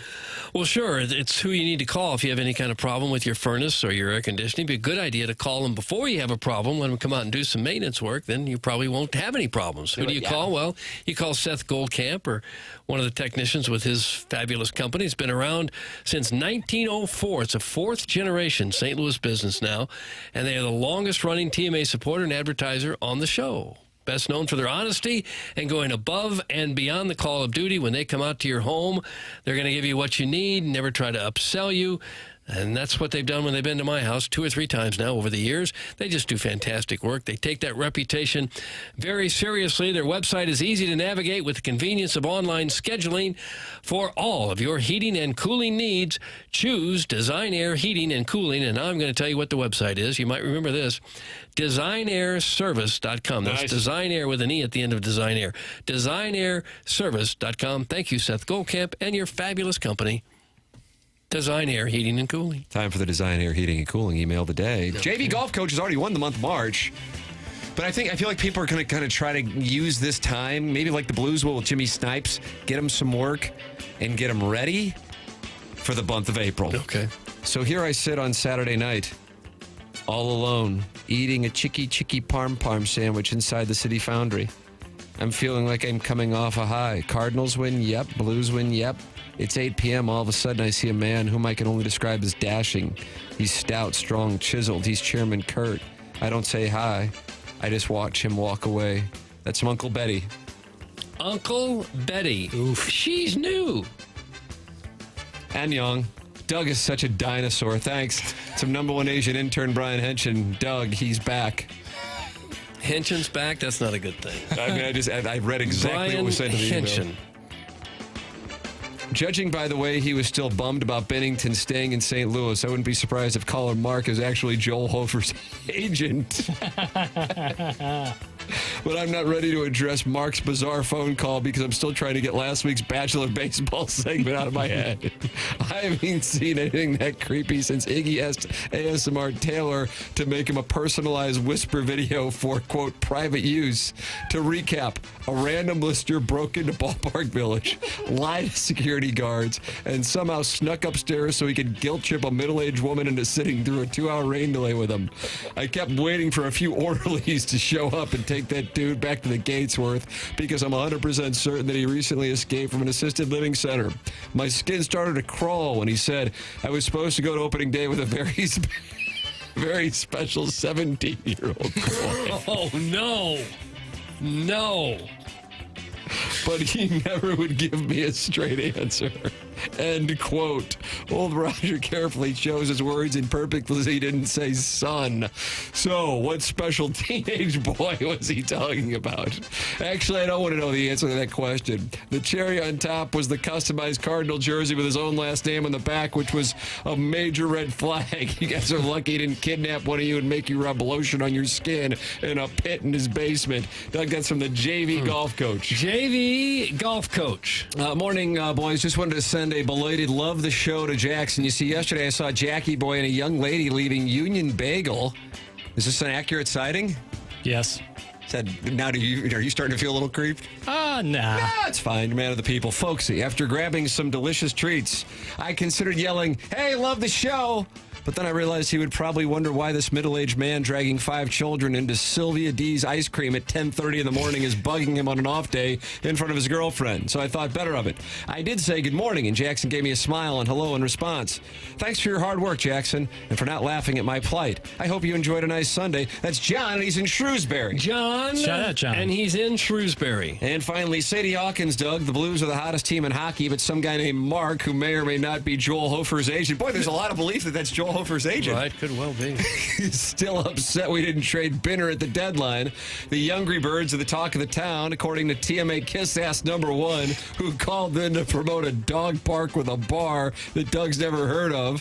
The Mets were off on Sunday. Is that a new report? And Mike Francesa is still trying to figure out why. But I think the lead is that in horse racing, the horse does most of the work relative to the jockey. You know, you talk about the listener of the month from Warch, and you got the JV golf coach who ran away with emailer today with 7 wins, and you got the drunk barge worker from Festus who revealed he slipped one past the goalie at age 51, and you talk about the Dads on Driveways podcast guy who called in not to self-promote, but to ask Tim for advice on how to start a conversation. I like that guy a lot. And you got the 57-year-old bachelor who's so desperate to find a female aged 42 to 61 to watch the Clydesdales with that he showed up 4 hours before the game to sit at a desk and feels free to fall apart at any time, only for there to be 0 women because Ballpark Village wasn't open yet. But I think the clear winner is the gerbil who called in and talked about David Beckham wearing a blue Cardinal cap 25 years ago. That's from Buck Swope, and that's what we have for the Design Air Swope Heating and Cooling email today. What you got? Well, I think it's between Swope and the JV golf coach again. And today I'm going to vote for the JV golf coach. I'll go Buck Swope and put it on Jackson and Tim. I liked the JV golf coach just barely. It was a great race, but I'm going JV golf coach. Congratulations, JV golf coach. That's 8 wins in the month of March for the JV golf coach. That's a fun month for him. Special. That's going to carry over into the second quarter, too. I feel like he's got the momentum. You want to be informed, kind of like Rory right now. He's in form heading into the Masters. I think that's what you got right now, Doug. Okay. For the JV golf coach, and that's fun. That's really so much fun. So much. BK and Ferrario are coming up next. Now, Jackson and I are going to go live on YouTube at youtube.com/TMASTL for QFTA, so you can, that'll be at 11:15, Jackson. Is that fair? 11:20. Uh-oh. Well, what's going on? Would you rather be on time or honest? Think about that. Would you rather be on time, or that's really a question for the media in 2025? Yeah. We'll have it at 11:20 then. YouTube.com/TMASTL. BK and Ferrario coming up next for Jackson Burkett, for Chairman Kurt, for Martin Kilcoyne, for my brother Kevin, for Douglas Elvin Vaughn. I'm Tim McKernan. This has been TMA, presented to you by Brown and Crouppen on 101 ESPN and the TMASTL YouTube channel.